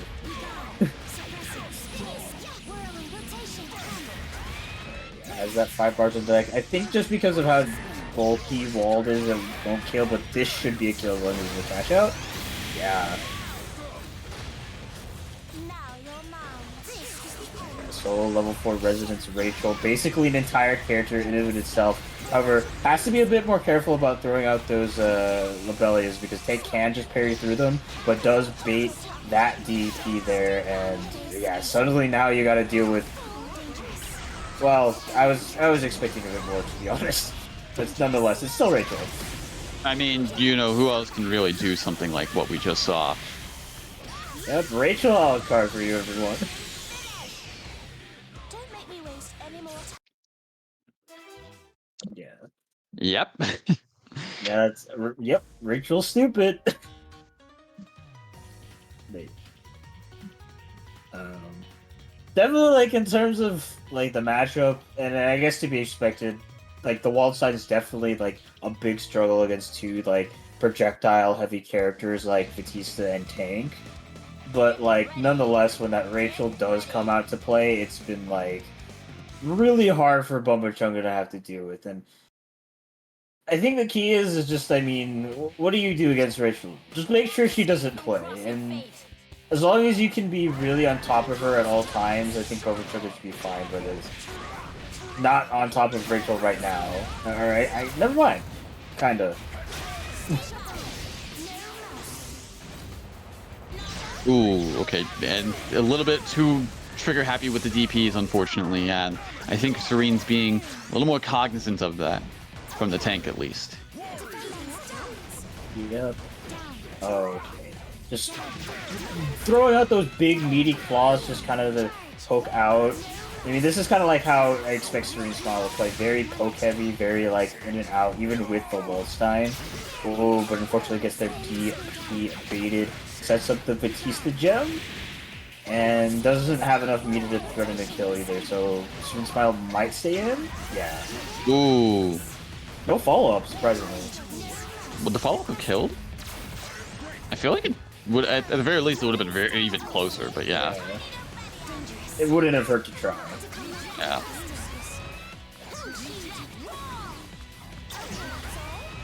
So far, oh wow, what an anti-air from Serene.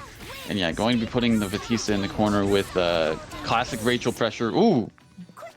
Probably anticipated like a DP of some sort in that case. Perhaps. This Smile getting back in the wall center is really low. From how big Tank is, I sure wasn't seeing a lot of him there.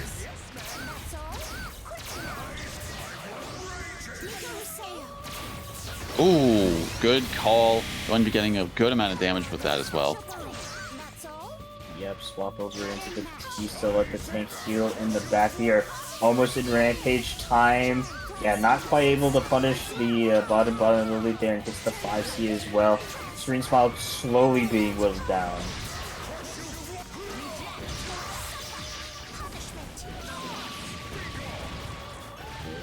Very chaotic scramble there, but Mobius Red coming out a little bit worse for wear here.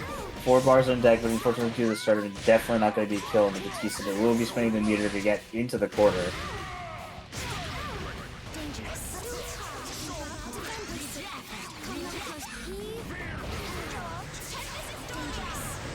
Send in the animals. George in the back, going to be a lot of pressure stacking up. Got in the corner here with the Tank and the George, but doesn't quite block low. A very grueling game, but nonetheless, Serene Smile taking it. And we'll be making the set go 2-1.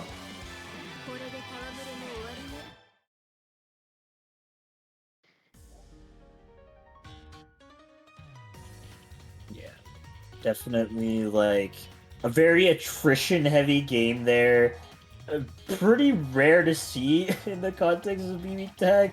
Normally games are decided much faster, but I think with the teams being played and kind of like both players' play styles, definitely more apt to longer games here. But yeah.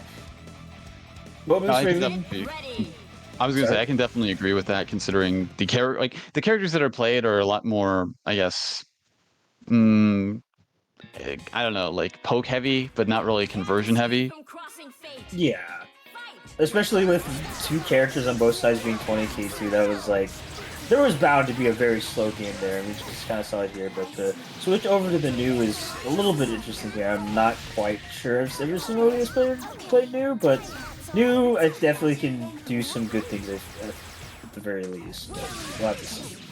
Mm-hmm.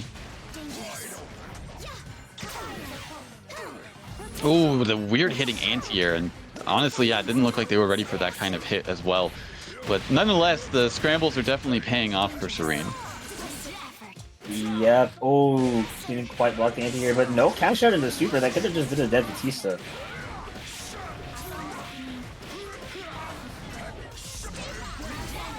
Still keeping the suppression going. Ooh, yeah, DHCing to kind of make things a little bit hard to see. I kind of respect that. Yeah. Not quite sure that was worth the 5 meters, but nonetheless, Serene Smile getting back in. Going to be doing a good amount of damage to this new... Ooh, I think that was a cross-up, yeah.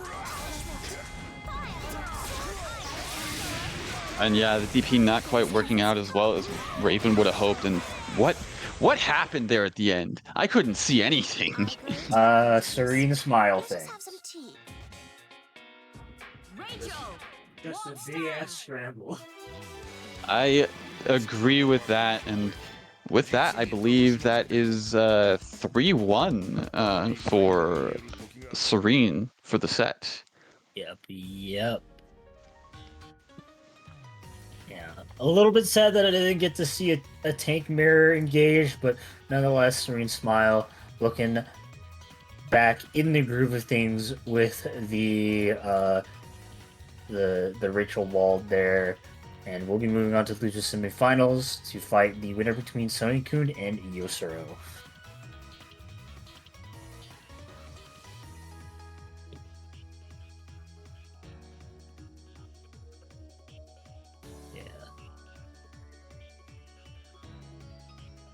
In terms of like at least the character matchups being played here, Tart is like one of the few real characters in this game that can give Adachi an incredibly difficult time.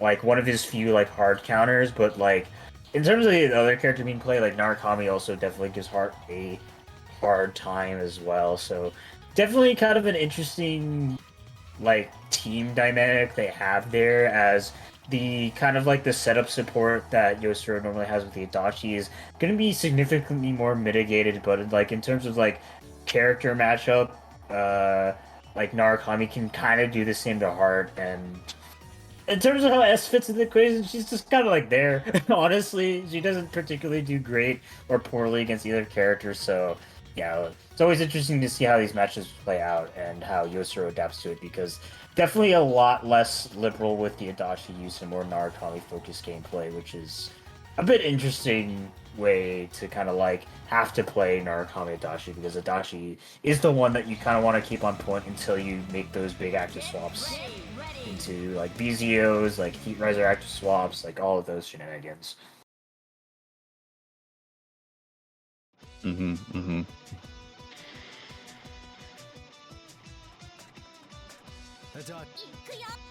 Can't escape from crossing fate. All right, we'll be going into it. Yeah, both of them choosing to just jump back, and the mashing not quite working out for Yosuro in that situation, and going to be taking a bit of damage here.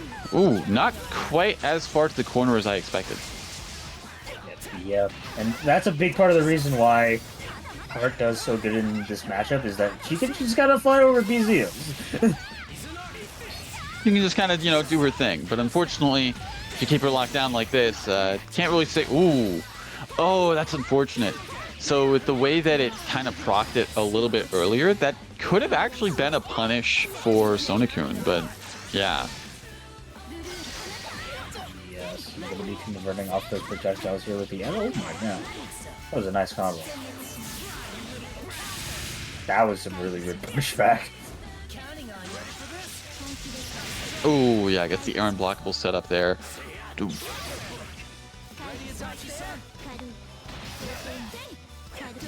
Alright, gonna be going back into the Heart. Oh, okay, yeah, the assist calling back into it, yep. Gets crossed up by and gets hit by the tick throw as well. Not quite gonna be a kill, but has to be really careful, yeah, especially at this point. Kind of like flying in, make the Adachi let down. Very nice cross up here. Gonna be catching the super, not quite a kill. Oh, baits out the DP. Down goes Adachi, and looks like down goes Narukami soon afterwards. Yep, just gonna be hitting that cross. Well, almost a Heart cross right there. Didn't quite need it, as Sony-kun taking the first game.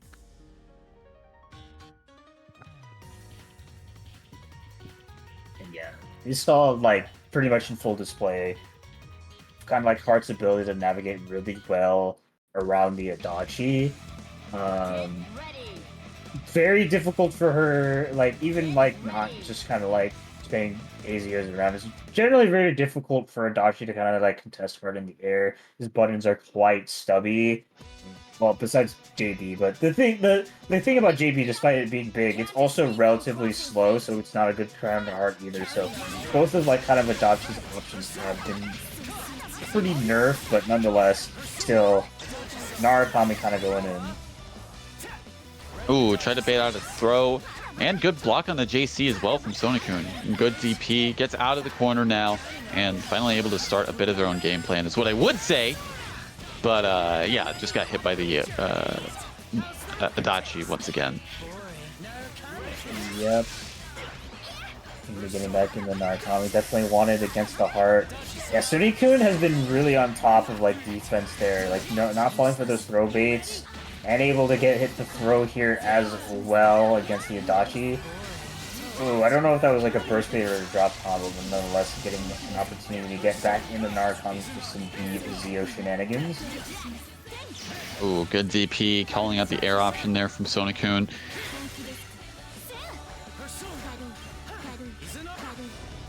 Yeah, just kind of playing a very in and out type of playstyle. Oh, unfortunately hits the 2B. Yeah, I had to burst out of the situation or risk Aster dying here, but Hart going to be taking quite a bit of damage. Now it's really just a one-touch situation now for either of Sonokun's characters, as we're seeing right now. Didn't even need to spend the meat. Well, still skip the meter, but nonetheless, going to be taking out the S soon after. And is that 1-1? Yeah, that's 1-1.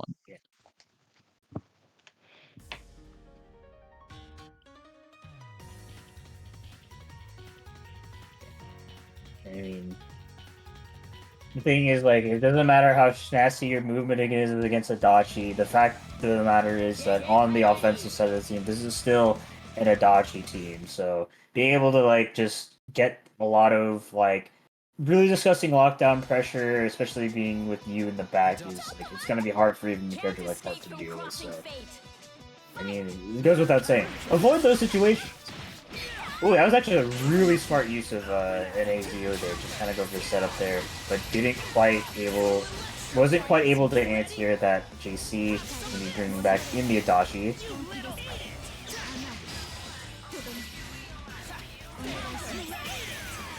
Alright, and so far, yeah, going to be keeping up the oppression with... Oh, probably anticipated another Zio call right there, but Yosoro being a little bit patient and getting some good damage and putting S in the red.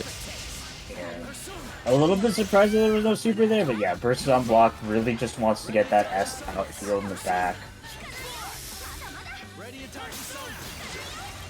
Good defense on the sandwich.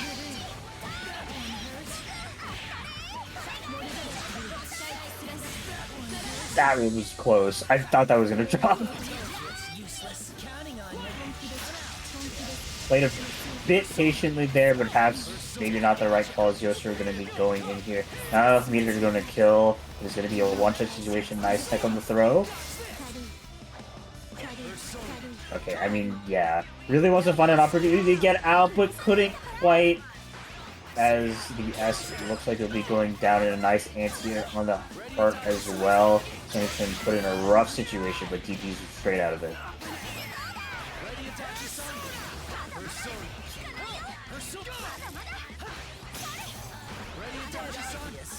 Oh, unfortunate DP. That's going to cost him quite a bit. Ooh, well, the combo dropped, so could have been worse. Just throws? From freaking downtown Heartland, as gonna be that throw gonna be able to kill off the Dashi. Where was he going? Nobody knows, not even a Heart player. It's wild, and now is what was looking really bad for Sonokun is now pretty favorable at this point.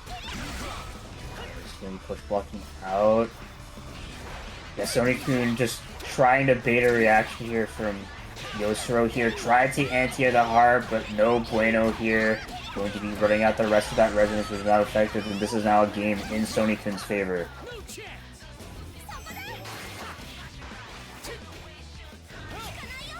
Ooh, gets hit by the overhead as well, and with that, very, very solid comeback for Sonokun, and going to be taking their second game up 2-1, I believe.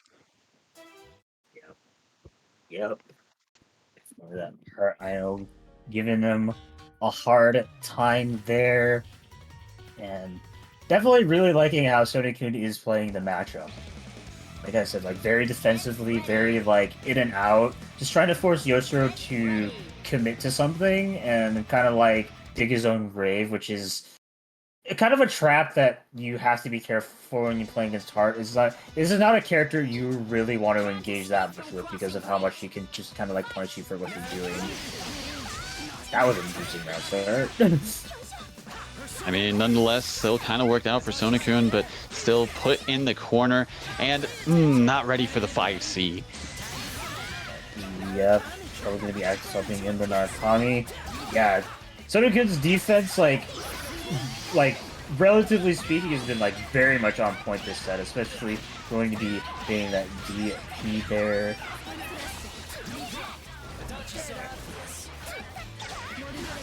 Well, not being that DP. Very nice backhand as well. Yeah, I mean, as soon as like Yosuru seems like it going, it's just like he doesn't keep his pressure very airtight and just kind of lets Sonic get away with things. And, oh well, that was worse. Right, looking pretty good for Sonicun in this situation. The S is practically at perfect health, very close to killing off at least one of, well, I was going to say at least one of Yosuru's characters, so I wasn't wrong in that situation. But not quite going to be a kill here. Yep, just barely not enough, but still clipped with the low. Yep. Yosuru has just like been really desperate for Sonic-kun to just like kind of get off, and like he's spending so much on like push blocks and all that. He's not really been able to use any of that meter for like anything offensively. And yeah, this 2v1 mismatch is going to be a little bit rough for Adachi. Tried to convert with the Vorpal Blade, but not quite working out, but does make the DP. This can be the start of something, but the Heart's still looking pretty healthy in the back. Yeah, no matter what damage you get on the S, you still have to go through the other character that Sonic-kun has, which is it's very much a threat, as we've been seeing throughout the entirety of this match. Yeah. Ooh. What a DP! Oh man, that was very ballsy to do. Good patience there, but unfortunately, yeah, going to be losing the air-to-air exchange, and Sonic-kun going to be taking the set 3-1 over Yosuru.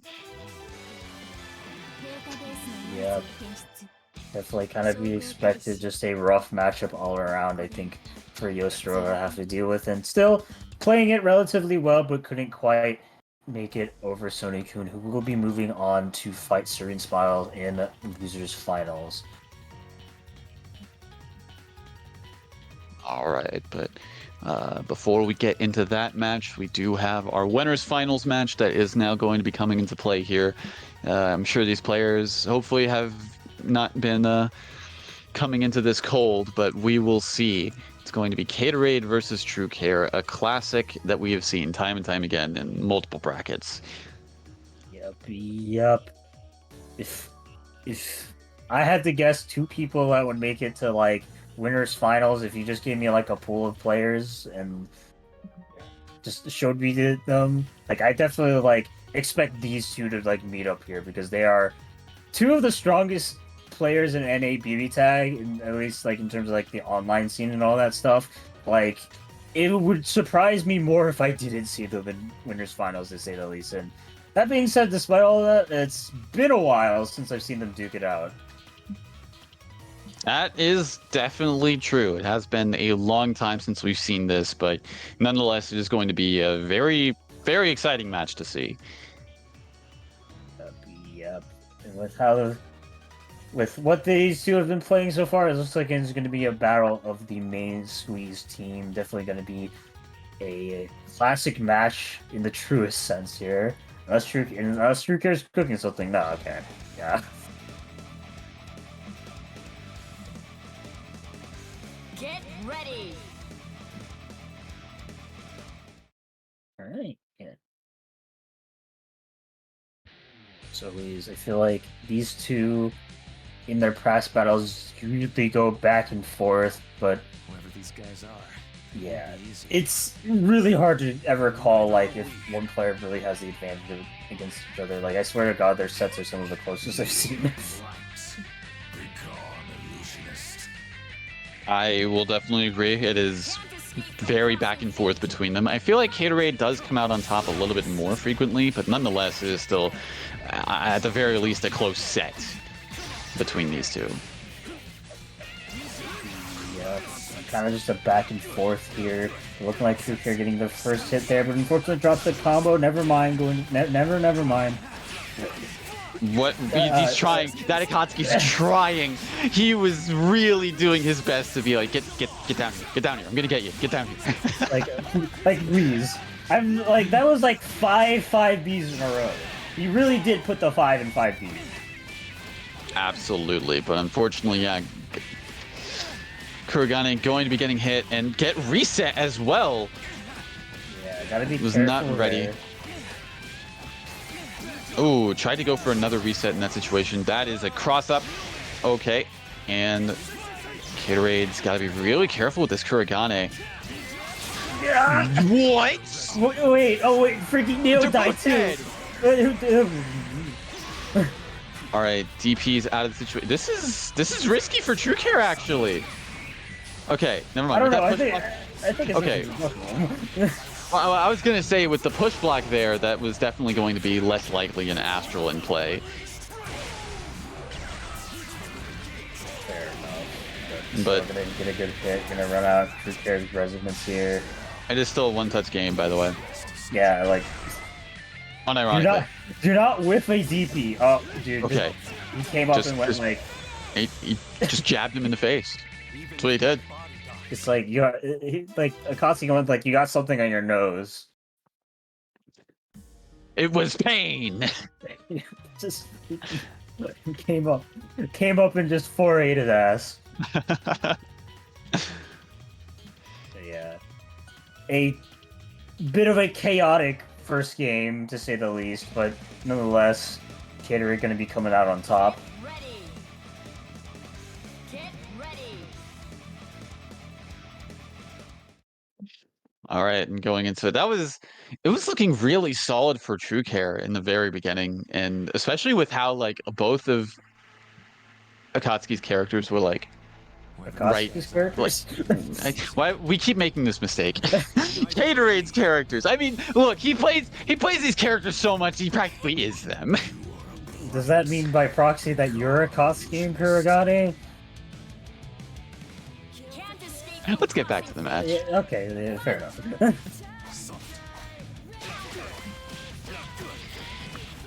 And once again, True Care off to a good start with the poke into the corner positioning, but Gatorade doesn't care about that. Yeah, like, you're just gonna mash the toe. Oh, Very big opportunity, not necessarily for a kill, but a massive punish that off that DP.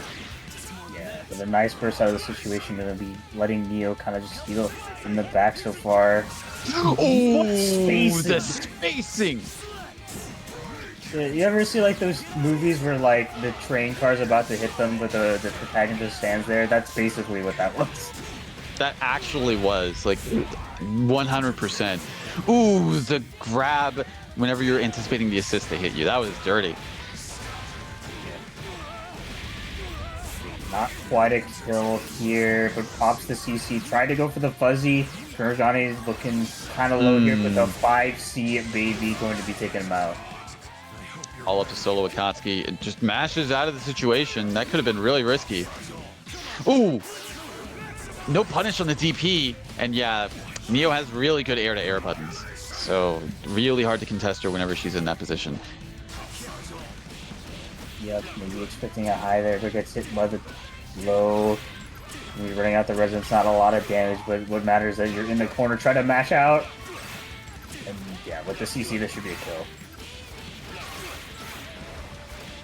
Okay, that looked really risky there at the middle part of it. The diamonds are glowing. The combo was like, please make it stop. I either cash out now or forever hold your L, I guess.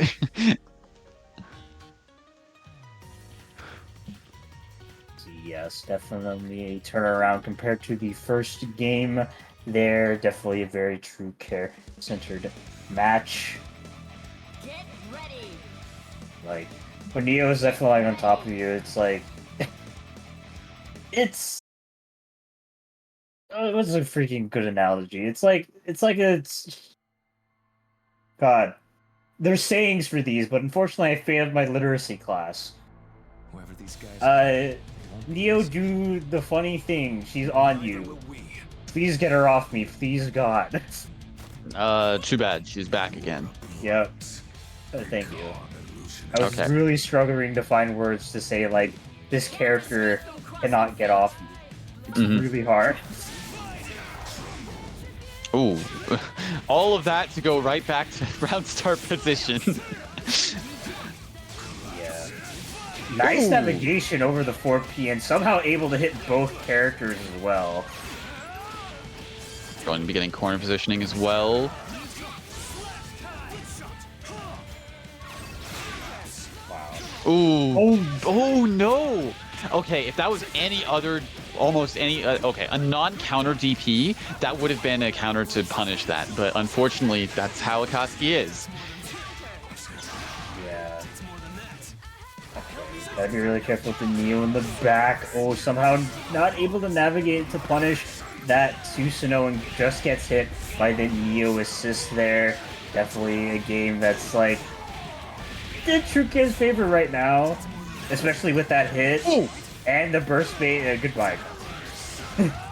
That reverse hit on the anti-air was actually really beneficial because that would have meant a dropped combo, and it also would have meant that the burst would have been able to come through. The sandwich scenario. Oh, somehow able to find the gap, but not able to actually kill the Neo, but the 5C baby going to be taking out her. Level 4 Resonance still on deck. There's a third of an Astral for sure. Okay, not anymore. Especially with that 4A. You just went in. Aggression. I think That's bad. Yeah. 10k off 4A starter, but He needs it. no. I mean, he's a, what is he, God of Destruction or something like that? What? He needs it. It fits his character. I don't think he needs it. I think he just is it. He's him? He is him. I guess, is he him? I mean, like, it's Terami, technically. It's not the real Susanoo. So it's... You know what? I want to stop thinking. Look, we're gonna get into Blaze Blue lore. I don't want to have that discussion again. I've had that discussion way too many times with multiple people. I don't want to do this. Let's just get to the match. Yeah. What are the lore implications of the round start? Well, it's a happy birthday, I'll tell you that. Unfortunately, it dropped, but, okay. I appreciate the fact that, like, Susanoo was still kind of getting comboed in there. Oh yeah, that's 2+. Can't match out of that. Just going to super. First. If that was a sweet spot super, that would have been a dead Neo. Yeah. I don't know if he could have done Divine Masher. I think Akatsuki was still out. Well, nonetheless, this is definitely looking like a very Caterade-centered I was gonna say super. Very Caterade-centered match at the moment. Yeah. Oh, not quite ready to properly punish that counter on the landing. And just kind of swinging around, trying to get that last hit on the Neo here. And oh! They got more than what he bargained for! Barely able to actually use, like, reach... Well, I can't find my words. The 4P hit stun actually lasting long enough for him to just run up and 5B Susanoo to get the kill right there. That was wild. Yep, and that's... I definitely think the best Caterade has been this entire set. Very dominant game. It'd be a nice way to tie up the set here as we go into Game 5. Also, just want to say, in before the match starts, quick shout-outs to Light the Iron Man for the raid. Wonderful, wonderful TO. Glad to see you guys still holding it down as well with Guilty Gear stuff. Probably not with WNF, but I heard that through the grapevine that you're still holding it down as well with some other things. So, good stuff to you guys. Always appreciate the support. Yep.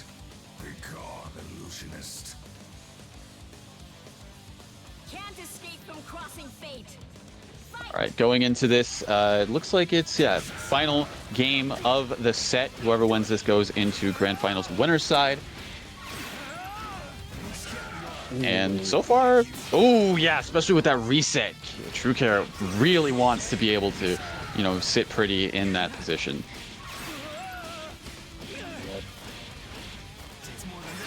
Yeah, he's just like, bruh, that's cringe. Just mash out. That ain't real.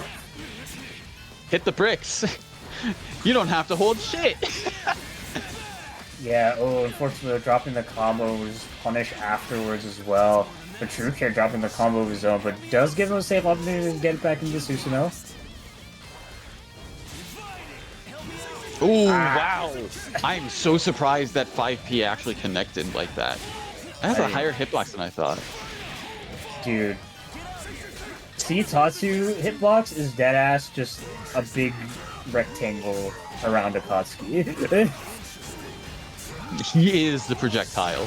Yeah, pretty much. Okay, nice block on the cross up there. Is that Oh, a he's forward? pushing the button. Oh, no. He pushed the button and an assist. Oh, that's rough. Yeah, Oh, and the 5P. Going to be sealing the deal. Unfortunate. And True Care with that will be moving into Grand Finals winner's side. Honestly, yeah, that's something you have to really keep in mind. If you see a Susanoo with 2 meter, he can just do that. And you have to be ready for it, because it hits the entire line of the ground. Susanoo's players will try to tell you that that crap is not full screen, and while they are technically true, if you add the distance that it hits behind him, it is in fact the length of a screen.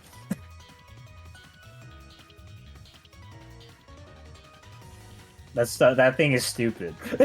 I agree. I agree.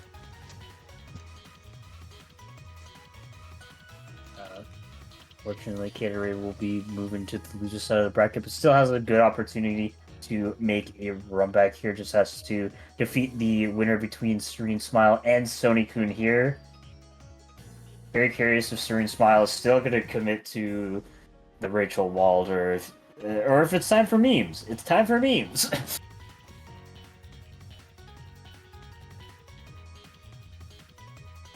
I mean, I think Serena did ask Sonic-kun about, should I, have you experienced this team yet? Get ready. Get ready. Me? Or No, that's what Serene was saying to Sonic-kun. okay, what I'm I saying. see. I was like, why are you asking me? But yeah, this is going to be interesting because like this matchup is not good for Serene Smile's team. I will not sugarcoat it. Ooh, but very good DP to counter the overhead there. Ooh, and that's one thing about Heart, by the way. You don't really see too much. If she's charging like any of her B normals, and if a projectile clashes with it, it will release a projectile of its own to counter that. Definitely something you kind of have to watch out for, even if it is a bit of a like niche interaction. Oh! Ooh, the back homing actually avoiding that anti-air grab. That was a very smart call though, but from Serene. Unfortunately, Heart I know is just like one of those characters that just does not care about types of setups like that. Oh my god, just held it! Just held it in place. Try to go for the 5C there, but not working out. Unfortunately, the 4P not letting the wedge actually connect. The wedge connecting actually would have been significantly better. But fortunately for Sony-kun, not going to be taking that boatload of damage. Oh my god. I think the 4P actually messed things up there again. Because I feel like that grab should have connected. Taker Copter, the classic. Oh my god, it's still connected!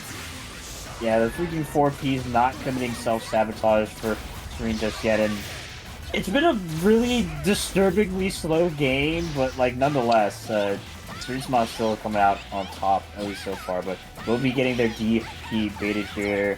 Sonic-kun has so much health they have to go through. Oh no, that's going to hurt. Almost freaking killed. Yeah, we're in Rampage time too, which is interesting. Rampage? Oh, that's a dead heart. The JA from Tager actually killing her off.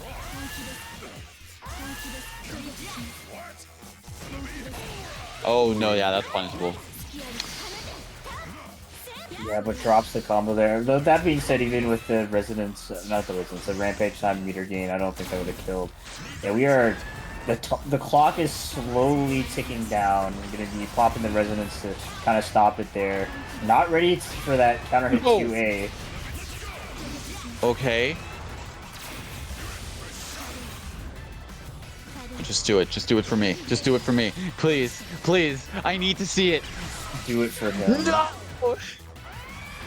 Okay, we're not going to be seeing the Taker Buster today, at least not in this round, but we are at 45 seconds on the clock. Yeah. Red health zone for Serene Smile, but gets instantly crossed up by the JC as long as this a conversion. Yeah, so I'm going to be taking a very nice S comeback.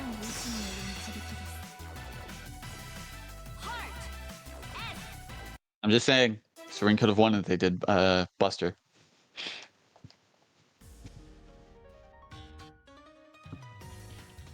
You do it once. Like Serene Smile, like he needs to do it for the culture. For the culture.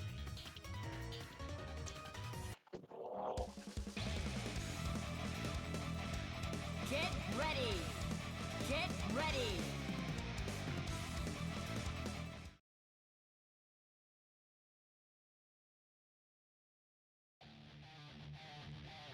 Yeah. Can't escape from crossing fate. You know, you said earlier, don't try to say smart things about Tager Tanks. Yeah. Yep. I mean, that's... Oh my god, okay. Yeah. Like, what Okay. intelligent thing could I have said there? Well, it was good on Sonicun for actually hitting, I believe it was a low there, because if they didn't and they still, like, managed to hit the armor, oh my god. Okay, okay. Where was I? Oh yeah, Sledgehammer actually does have a bit of a hitbox behind it, which is funny. I got hit by that. Why was that a cross-up? Like, if I they don't know. didn't DP, that would have 1200% hit. Oh my god, what an active swap to get that corner, but unfortunately, you always gotta expect it. You always gotta expect the spark pull. Oh, that's... I don't know if they could have bashed a super out there in this scenario. I mean, Yeah, they didn't have... Did they have meter? No, they did have meter. They push blocked. Yeah. Alright, but yeah, that S looking really low. Gonna be mashing that DP nonetheless and getting in the heart. But still, this Tager's kind of been a menace and counter hit for Oh, a, yep, that has guard point. Yep, burst is not gonna save you there. probably like a who wants to die scenario and chose the heart.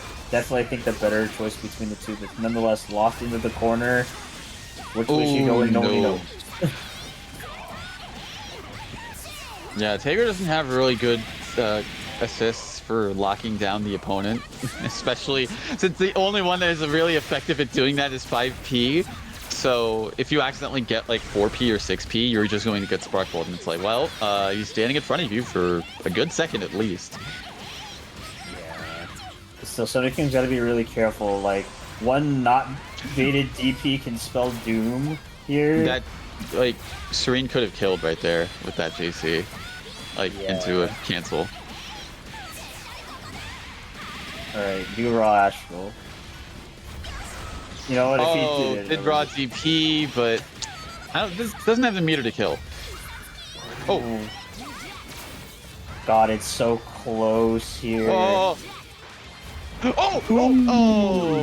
okay. Yeah. Thankfully for Sonicun there, that doesn't have a hurt hitbox until tank lands, so he's able to just avoid it with some good homing placements, and Sonicun taking a second game. That was very terrifying. Just to watch. Oh man.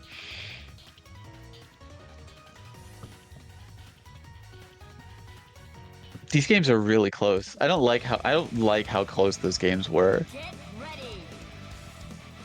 Yeah, it's like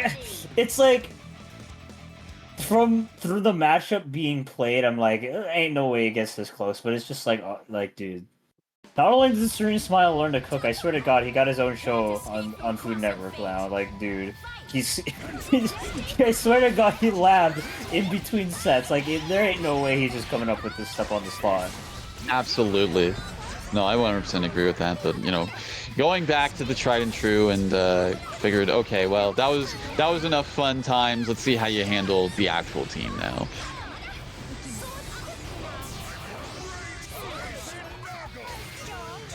It's going to take some time for some readjustments here for sure, but nonetheless, definitely a more solid team overall, especially since, I mean, this is Serene Smile's main speed. But those DPs not going to be working out. Oh, unfortunate. Yeah, big drop there, actually. Oh, okay, could have been a good throw bait there, but nonetheless, still being able to swap out the Rachel.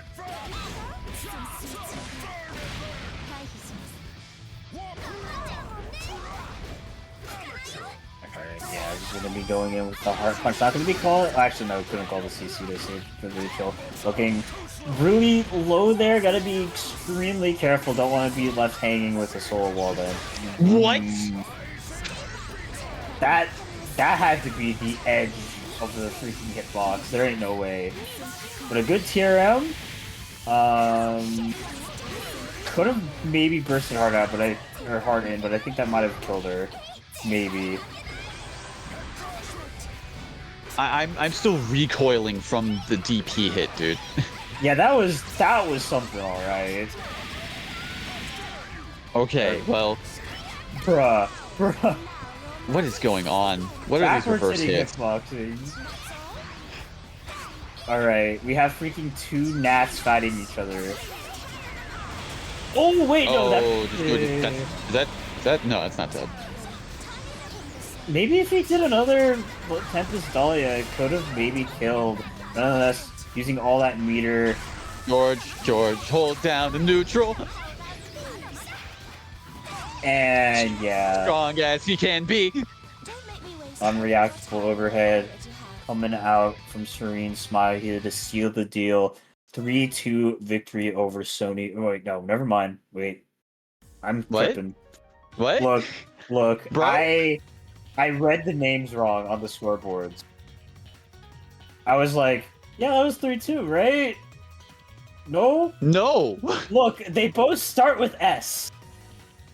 One of them even plays S. Can you imagine the S overload I'm having right here? Oh, what if they both played S? Get ready. We don't need to talk about potential realities that exist. Okay. All right. Can't escape from crossing fate. Anyways, game 4. Yeah, game 4. Ooh, What a very hero. Very good call out on the PB and getting the throw. Getting the advantage, corner positioning. Where did Waldstein come from? There was a gap. Apparently, there was a big enough gap for Waldstein to be called in that situation somehow. Good patience to wait out the DP. Unfortunately, was not able to get much of a combo off after the Biden Lily. And, oh, that could have been a dead Rachel. Yep. Oh, she's dead.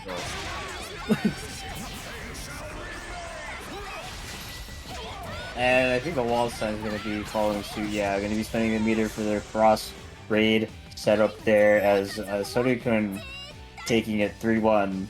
There's Serene Smile. I swear to God, I can read and count. Are you sure about that?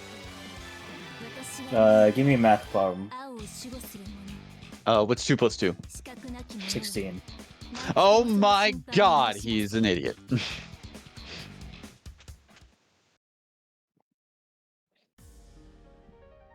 Yes. Nonetheless, Caterade, it's a 2 and a 4. I think judging based off my excellent mathematical skills, that would calculate into a 9. Caterade 9 over here is going to be going off against Sony-kun here in order to see who makes it to Grand Finals. But he's not playing 9. Okay, but like, I think like that doesn't work out because like how can 9 be real if they're not 9 players? Can you name 9 players?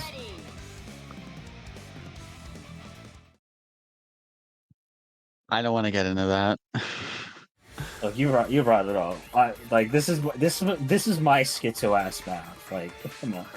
I don't know what's happening anymore.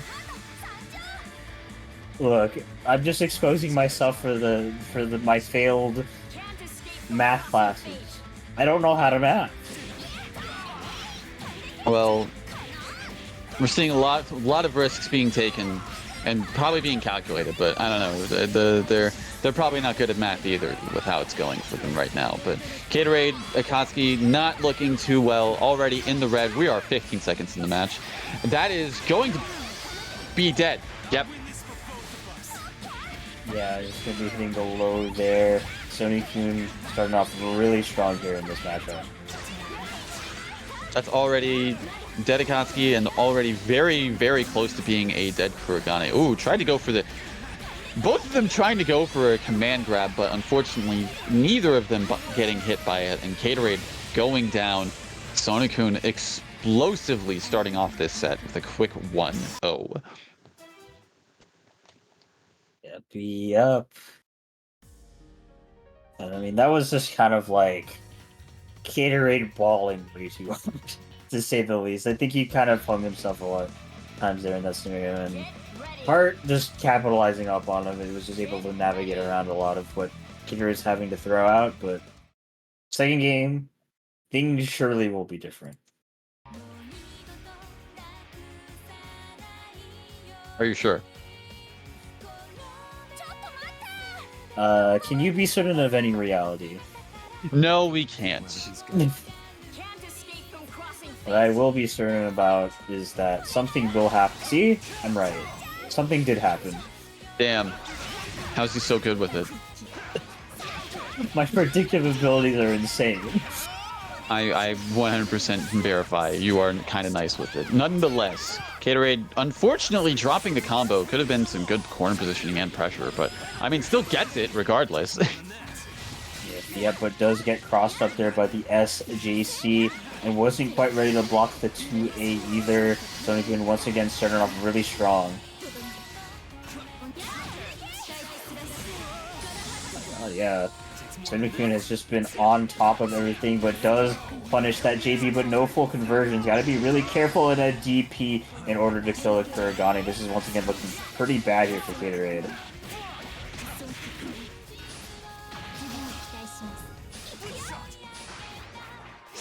Bruh. I don't know. Like, you know, with like how that's... I know That's going to the hit. Pancakes! Yep. No! Not the flattened pancakes! Oh my god. The walk-up block. Gatorade's in Sony-kun's head now is just like that. I think he should have enough meter to kill? Yeah. Just barely. Just barely. Yeah. Gatorade, despite that unfortunate start of the match, kept it calm, smelt the fear in Sony-kun, and was just like, played it very patiently and very well there as, yeah, going to be taking that solo Akatsuki comeback very handily.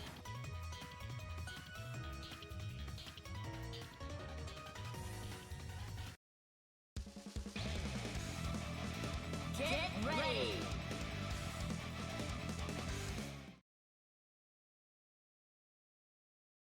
Yeah. I think both those games were kind of lost in the same way of just being like too gung-ho. Gatorade on the offensive side of things, and I think Sony-kun on the defense side of things was very much whipping out those DPs in very unideal situations, kind of just allowing Gatorade to get away with a lot, to be honest.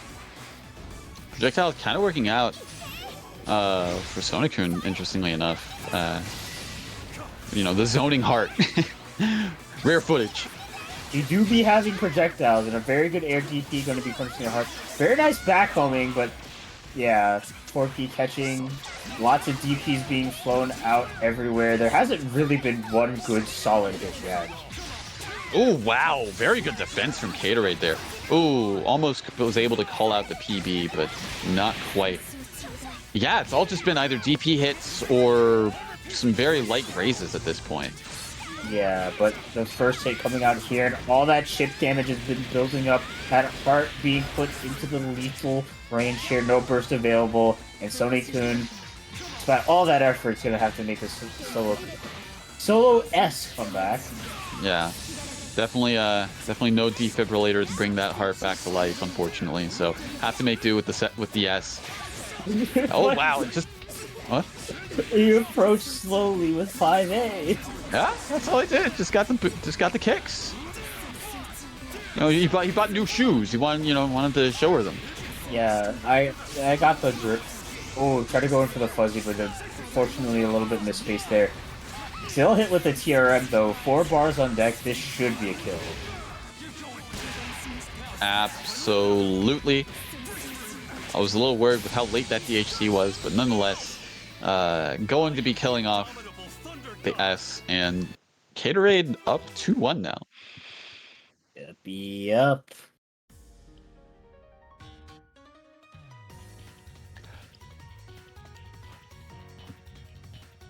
Yeah, it was like such a scramble-heavy game, but I think the thing is that Sony-kun wasn't really swapping their characters like in and out, like just sticking very much with a heart, which is like a very risky game to play because of just how low they ended up being, despite everything kind of just being a heavy scramble. And I think if they were a bit more cognizant about Ikazu's damage capabilities and was more willing to play on the S, could have potentially dragged out that game for long enough and made some type of significant advantage. But like, yeah, it was a bit hard to realize, I think, in that situation, because like Heart died from like half health.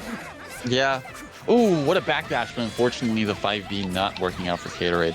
Also in the beginning, saw that he did DP in response. I think he probably thought that Sony-kun was doing 5B instead of 2B, which would have worked in that situation.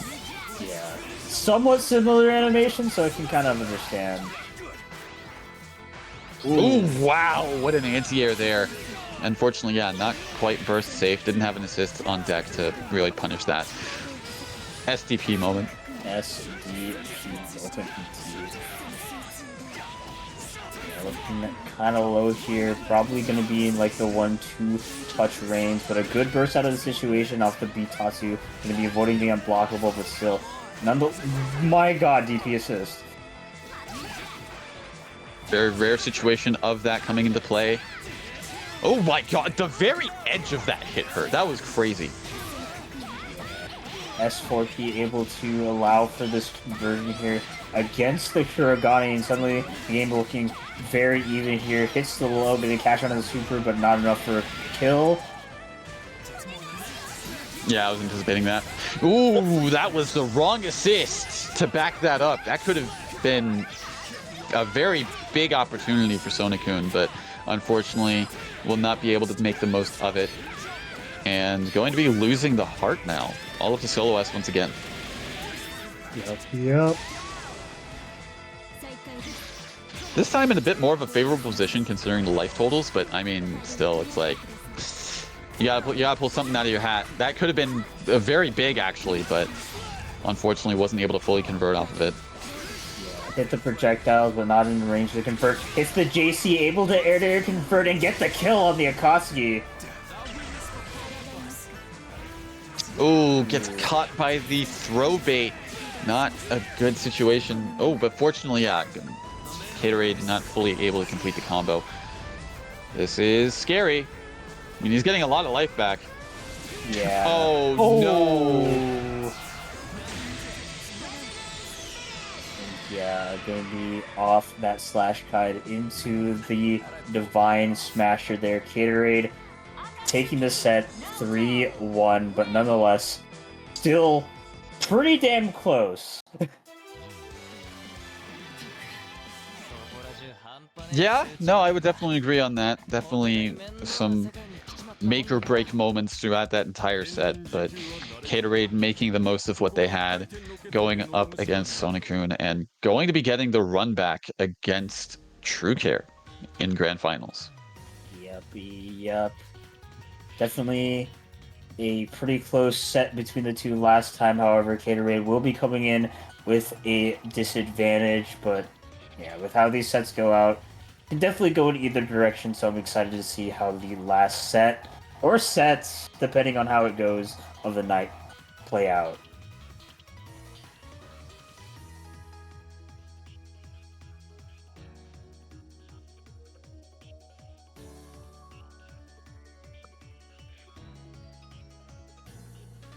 Yeah, both players in the lobby. No match arena just chill, unfortunately, but nonetheless, we are ready to game.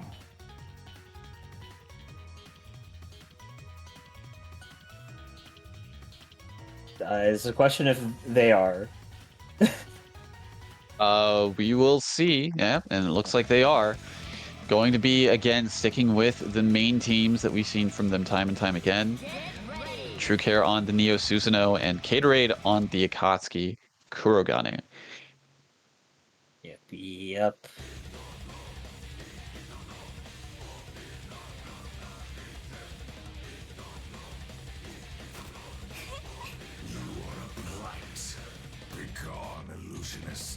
Right.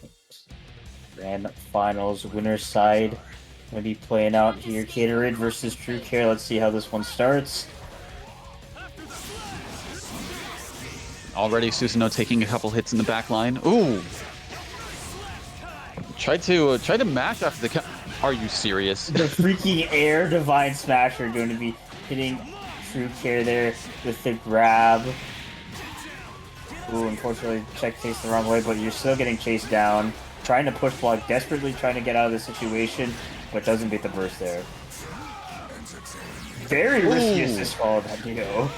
Yeah, absolutely. I'd be very, very cognizant of the situation and kind of ease off that assist for the time being. Yeah, it's not like Neo's just so good anyways. Of course not, but nonetheless, going to be getting the throw, corner positioning. Oh, that burst. Oh, man, I feel like that was just barely able to hit.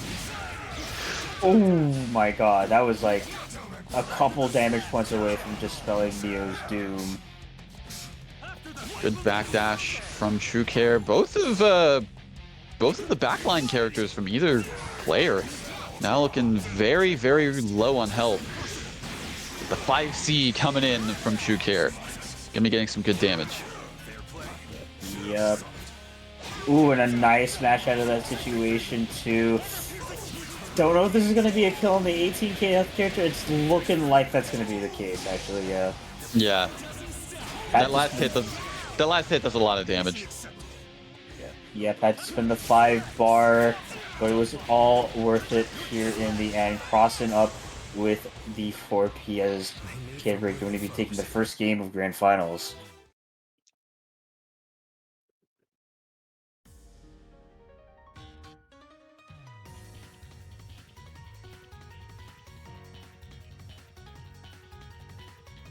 And yeah, surprisingly, like very back and forth between these two. Well, I don't know why I say surprisingly. It always ends up being that way between them. Yeah. Yeah, I was looking super dire for TrueCare, especially with Neo being so low right off the gate. But yeah, I was able to kind of make things a little bit more even for themselves. So we'll see if they're able to start things off that way in terms of like being able to land the hits prior to that point. Whoever these guys Yeah, are. for sure. Can't escape from crossing fate. Alright. One of the 5 ready rounds. So this time TrueCare going to be starting some pressure. Ooh, yeah, try to go for the happy birthday there. I didn't even see the gap he was going to mash out in, but nonetheless, going to be bursting out of that scenario, trying to go for the throw bait.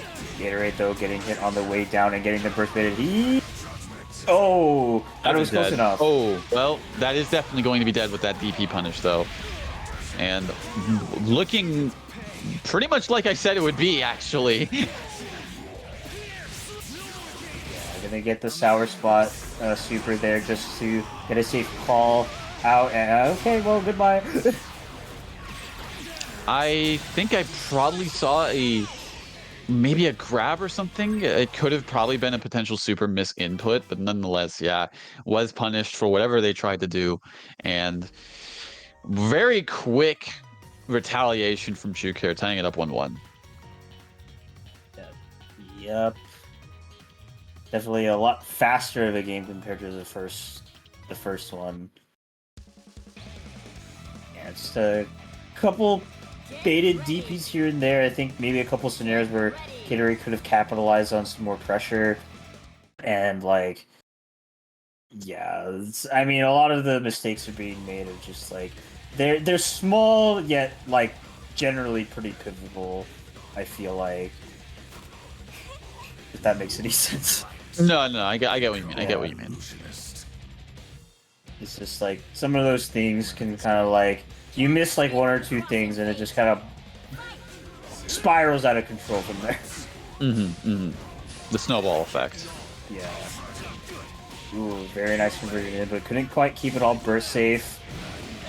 Ooh, tried to. Maybe that was a push block attempt, but nonetheless, yeah, going to be getting punished for that DP. And once again, put in the corner positioning. Good block. Unfortunately, DPs again. Going to be, if this combo doesn't drop, going to be losing to Kurogane. Yeah. Probably gonna spend. Okay, actually, doesn't even need to spend the CC. Just gonna swap in the Susanoo just to make sure. Needs to spend this fourth bar, but nonetheless going to be a good kill here. Left with the solo Kasi, gotta get through two very full health characters. Ooh, Oh, yeah. Very good mash out of the situation. Unfortunate drop, though. Oh, tried to mash again, but not quite going to be working out for them. Yep. Ooh, base the DP. And yeah, True Care just seems like he has Gatorade's number. Yeah, Caterade's being a little bit too trigger happy with the DPs, it looks like. Going, like, pretty much costing him, like, both of those characters in that round. Kurogane, you know, whiffing it and then landing up in the corner, and then once again, just, like, was able to block the cross-up, actually, but probably was worried about TrueCare pressing another button, and didn't seem to be the case. So, has to be a little bit more patient in a sense. Switching to the whites. Interesting. Now, this team is interesting. This is the Gatorade Forma Day 2022 Gatorade sweep team. I don't know if he still plays it often anymore, but like last year, this guy would join like every tournament with Weiss Kurogane and like would just destroy with it. And like obviously we know Gatorade mostly from the Koski Kurogane, but like absolutely not a slouch with this team. So very cool to see him bring it out once more to just try to make some form of comeback.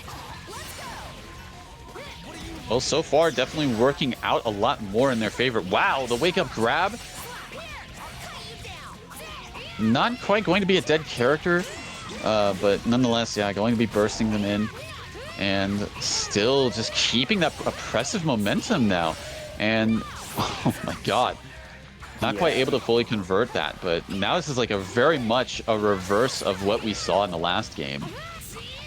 Has that 4 bars on deck too, but unfortunately misses the land cancel here, giving True Care an opportunity to get going, but a nice jump out of the grab scenario. Nonetheless, True Care's characters are still both in the one-touch range.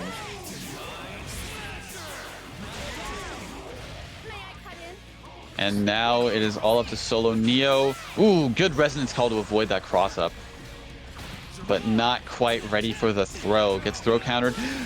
Big whiff, but he's still going in. He never stops, and why should he? As Gatorade with a character swap, going to be taking a very dominant game of his own. And like, yeah, I think the Y swap definitely is justified. Like the thing about Akasio, like as good as his character as he is, he's a bit stubby in terms of like his buttons.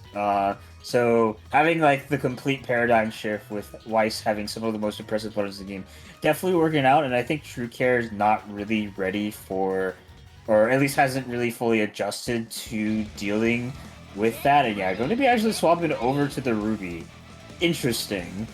I feel like that's kind of the same philosophy because it's like, yeah, Susanoo does a lot of damage, but also, yeah, some of his buttons can be a bit stubby in certain situations. So Ruby, we all know the meme of Ruby buttons. It's not a surprise at this point. So definitely has that going for them, but we'll have to see how it works out because the damage has been favoring them more so than not.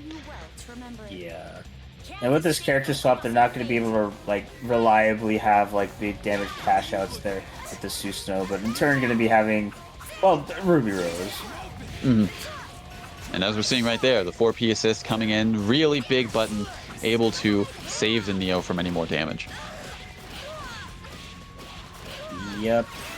Gonna be sending the Weiss into the corner here, not ready to block that projectile. Not ready for the low either. So far, working out in True Care's favor. Yeah, but still, the damage output from True Care's side has been low despite how many hits they've got. So Kater can get like one good solid hit with Kuragani to really seal the deal here. Oh, unfortunately, the Phantom Pain whiffing there, but nonetheless, still keeping up the pressure. Neo in the red. You got to be careful about what you do with her at this point. That's dead. Wow. Through the soul Ruby. Got a little bit antsy there in that situation, and unfortunately, yeah, going to be losing a bit of resonance time and also some of that life as well. Whoa. Wow. Okay. Big trade in the favor of Caterade right now, putting Ruby almost in the red zone, and this is looking rough for True. Well, it's definitely looking rough for True Care right now because provided this doesn't drop, that is going to be a kill and a reset on the bracket. Yep. The Weiss swap, just what he needed to kind of like edge out of victory. And yeah, gonna imagine going to be sticking with it. But in terms of character picks in True Care, Ruby, quite sure how I feel about the switch. Not necessarily because of the matchup side of things. It's more of that character comfortability. Like, yeah, gonna be swapping back over to the Susanoo. I mean, like, obviously, I think that Ruby does do better into Weiss, just because she has her own big buttons to contest, while Susanoo can struggle in that range. But it's just like, how confident was True Care playing Ruby there? And I don't think the confidence was particularly high. So I think the swap over into the Susanoo is ultimately going to favor them more, but we'll have to see.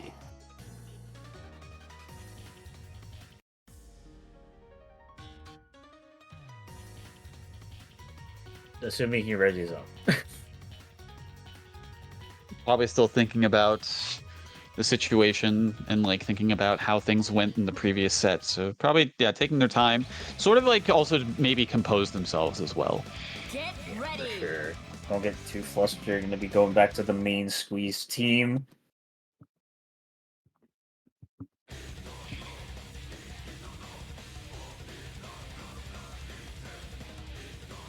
All right, yeah.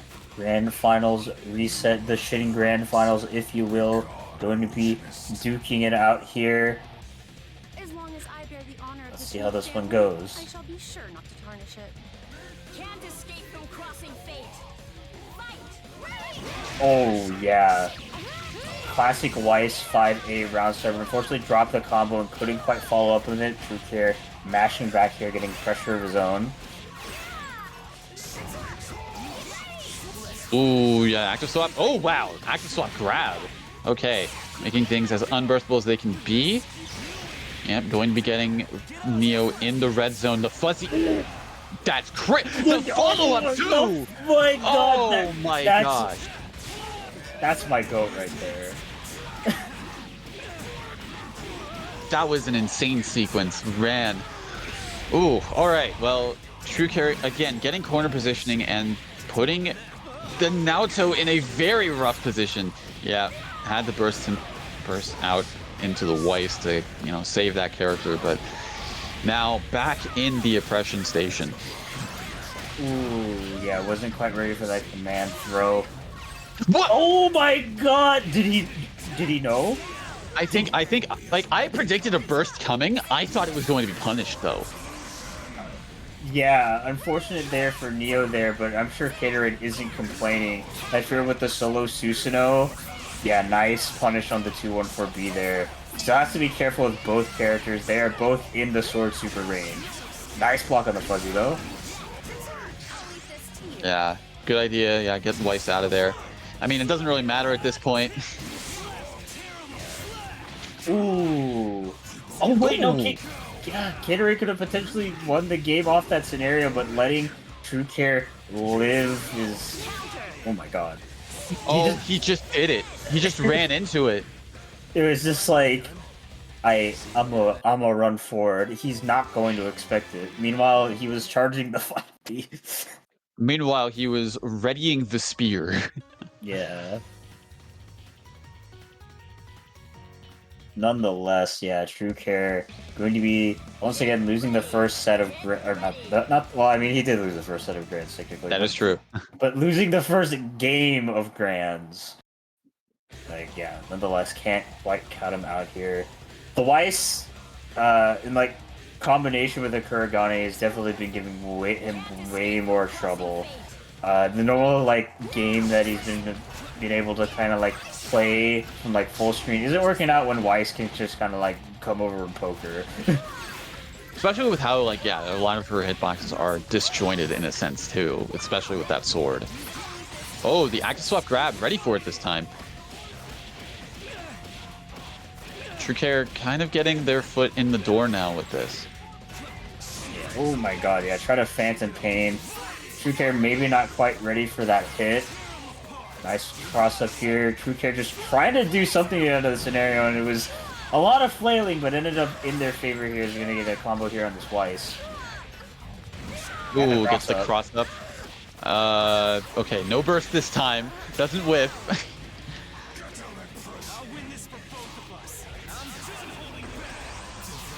Oh my god. I think that caught jump start up. Yeah. Oh, the DP unfortunately whiffing. With that kind of starter though, that's not going to be enough to kill, but it's going to hurt nonetheless. Yeah, one touch situation here. Okay. Oh no, he's dead. Yeah, that was a risky DP to say the least, considering the character on screen. Not paying out here. Gonna cash out on the super for a nice little 12k? 12.5k. 12.5. Yeah.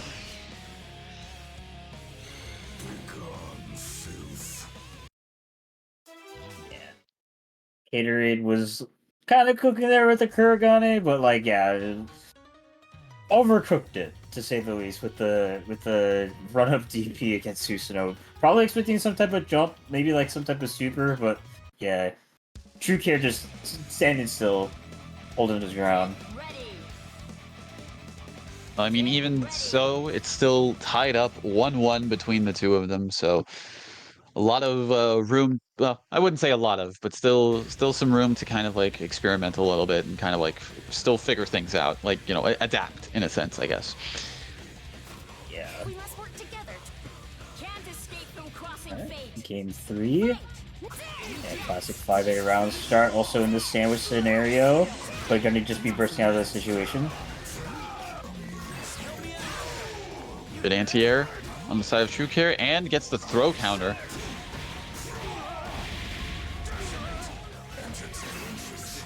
Ooh, Oh, the TRM. Throws have been paying off very well for True Care in this round.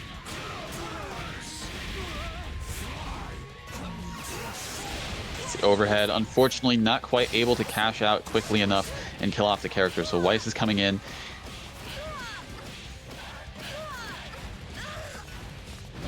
Just kind of a nice block on the fuzzies. Oh, no. unfortunate. Yep. Imagine being 2+ and that being a detriment. That's crazy. Yeah. What? What? What? What? What happened? Where did the Kuragane come from? I don't know, but he almost died for that. He's, Oh, he did. He's dead now. Yeah, definitely looking like True Care is finally getting adapted to the Weiss gameplay here, as going to be taking another game on the board, one more game away from taking the entire tournament.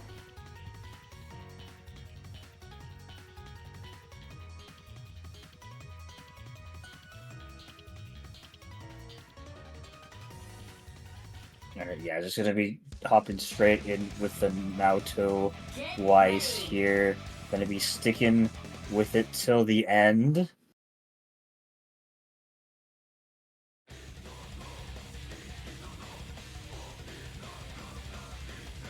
So far, yeah, as you said, looking like True Care's very much adapting to the Weiss shift, and really also kind of adapting to a lot of Caterade's habits now. Escape from crossing fate. Yeah. Just warming up. Alright. Ooh. Okay, unfortunate. Gets hit by the 5C. Once again, that's been really working out for True Care as of late. I don't think I've seen a single 5C from them, like, miss.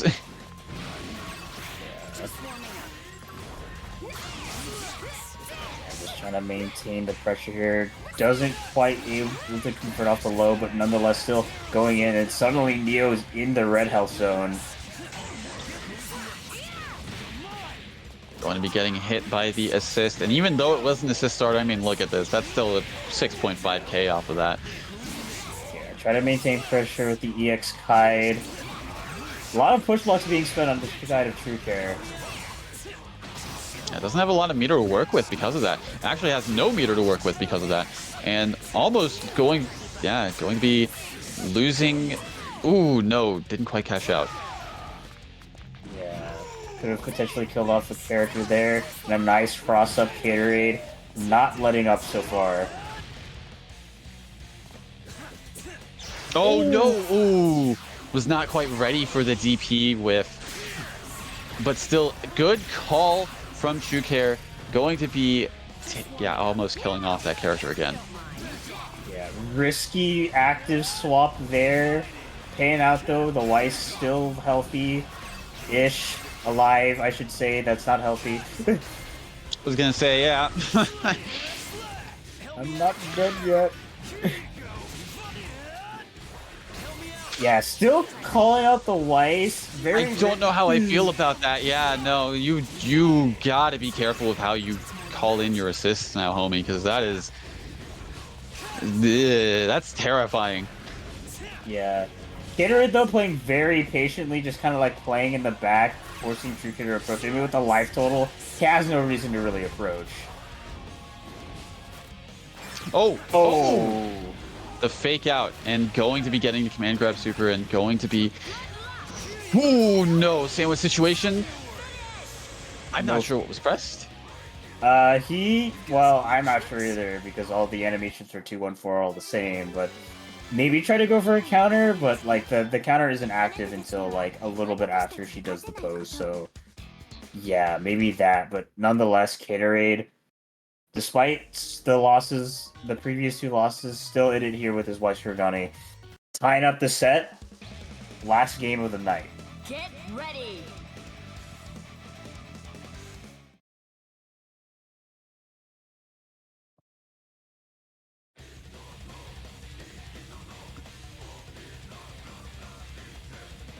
I mean, nonetheless, as I said before, it is always close between these two, and tonight proving no different in any of the sets that these two have played, really. They've all been at the 3-2s in some fashion.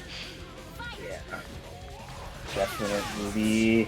Ooh, not really ready there for the Weiss to punish with the 5A Caterade. Going to be get going in this corner. Crosses up as well. Ooh, gets hit by the 4P. The world's most magnificent 4P in action, everyone.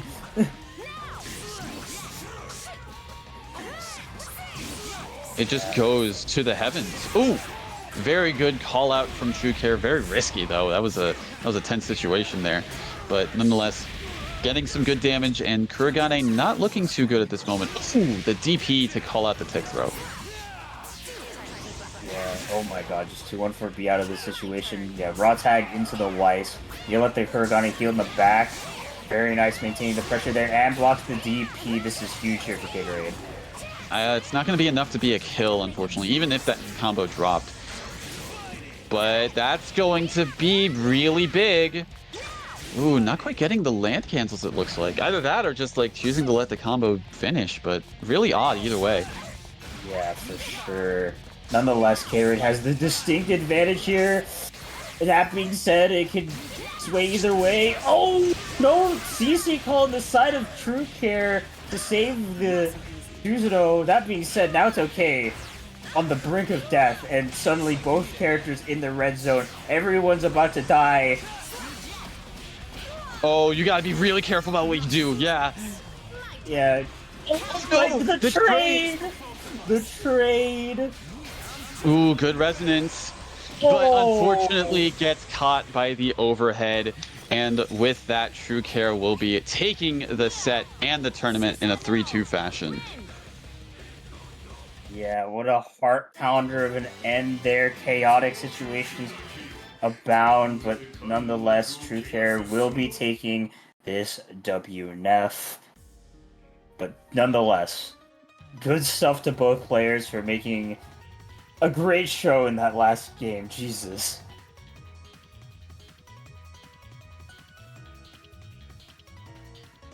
Very, very, very tense stuff, but yeah, just oh man, that ending was just like everyone's just in the red, one touch away, and it was just tense all around. But good stuff to True Care for taking it throughout all of that. Yes, indeed. Yes, indeed. And good stuff to everyone that joined tonight's bracket. Always a pleasure to have some Sega BBTAG action over at WNF. And a nice 12-person bracket. All the games are very excellent. So shout outs to all the players that joined. No matter how well you placed or where you placed in the tournament, nonetheless, good stuff for showing up. Shout outs to everyone watching at home. Hope tonight was a fun night of BBTAG. I know we had some good games, but I appreciate every one of you guys that has stuck through with us. Maybe from the beginning, maybe you came in a bit late. Doesn't matter to me. Shout outs to you guys. Also, big shout outs to my fellow commentator and TO of tonight's bracket, Master Chief, for holding it down on the mic with me. Always a pleasure to do commentary for you all. And another big shout outs to our wonderful streamer, Red30, for holding it down on the streaming side of things and making sure everyone at home can watch the BBTAG action from the comfort of their bed, seats, wherever they are. Yes. Big shout outs to all of you guys once again. This has been Alon Lily, and I'll be signing out. And of course, big thank you to, as stated before, I'll say it myself, big thank you to all of you for tuning in, coming out and showing your support, the viewership, and joining us on this Wednesday night / Thursday morning, depending on our time zones, of course. Shout outs to all the players putting in their best efforts. Once again, rounding out the top 3 in order from 3rd to 1st would be 3rd place to Sonokun, 2nd place to Caterade, and 1st place taking another notch on their belt is True Care. So good stuff to everyone who participated and given their best efforts to tonight's bracket. Shoutouts, of course, to Lon Lily for holding it down on the mic with me and once again providing some wonderful insight and analysis as best they can. I know this is a crazy game. There's a lot of shenanigans that happen, but nonetheless, we do our best to, I guess, make some sense for the viewers in a manner of speaking. But still, thank you very much once again for gracing us with your presence on the mic. Shoutouts, of course, to Red30 for once again streaming week in and week out for us here at WNF BBTAG. Always a pleasure and always grateful to have him be part of the team and be our regular streamer for this time and time again. And I know, again, we didn't have it again tonight, but I'll still say it nonetheless. Shoutouts to Maturino for having a way for online locals or, online brackets in general to pay out their players, but also to Chitin Books for having their works in the Maturino marketplace, not just for WNF, but also for other tournaments as well, giving a portion of the proceeds made there towards bracket pots whenever they get, purchases there. Last but certainly not least, big thank you to Level Up Productions, having Wednesday Night Fights Online Edition be a way for us to have the locals experience at home when in-person locals for WNF are not available at this time. Until then, we'll keep things going, keep the flag flying, keep it rocking, and keep fates crossing with some good-ass BB Tag action here at WNF Online Edition, as always.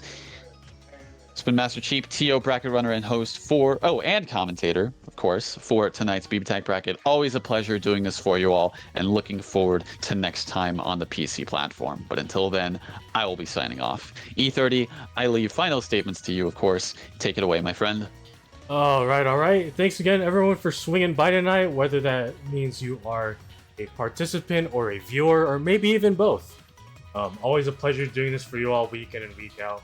And before I get into my usual stuff, I like to say another shout out to Lonely RSN for holding it down for 2 weeks while I was out fighting for my life in the Philippines. Always shout outs, many thanks to them. Can we get a exclamation point RSN in the chat? Thank you very much. Yeah, thanks again to them for holding it down in my absence. But getting into the usual, thank you to Lon Lily for commentating tonight. 2 weeks in a row, a triumphant return to form, I'd like to say. Always glad to have you back on the mic. And thank you to Master Chief for pulling double duty tonight, for not only commentating, but making sure the bracket ran as smoothly as possible. Can't find a better TO on the West Coast, folks. I can guarantee you that. But couple announcements. As per usual, the Big 8 every Tuesday, 5 p.m. PST for those on the West Coast, 8 p.m. EST for those on the East Coast. Always a good time. Permadeath Astro Rules, Don Con, Ralston Arcade, and crew put on an amazing show every Tuesday. Some of you most likely have tuned in there last night, so yeah, be sure to check them out every week. But if you're looking for if you missed Tuesday's festivities, you're still in luck if you're looking for a tournament with Permadeath Astro Rules. Railfire Legion with the Crossveils of Fate have you covered tomorrow on Thursday. Be sure to check them out. Same time, same Permadeath Astro Rules, and the same amount of chaos. So be sure to check them out. But I think that's going to be it for us over here at WNF in WNF Online Edition, episode 26. Always a pleasure doing this for you all. But until next time, we'll be on the PC platform next week, same time as per usual. But as per usual, all good things just come to an end. So for now, stay safe, stay beautiful, drink your water, tell your friends and family you love them, but most importantly, shout outs to Bird Gang. Shout out to Bird. Shout out to Bird Gang. Have a good night, y'all. I'm going to send you all over to church. Peace.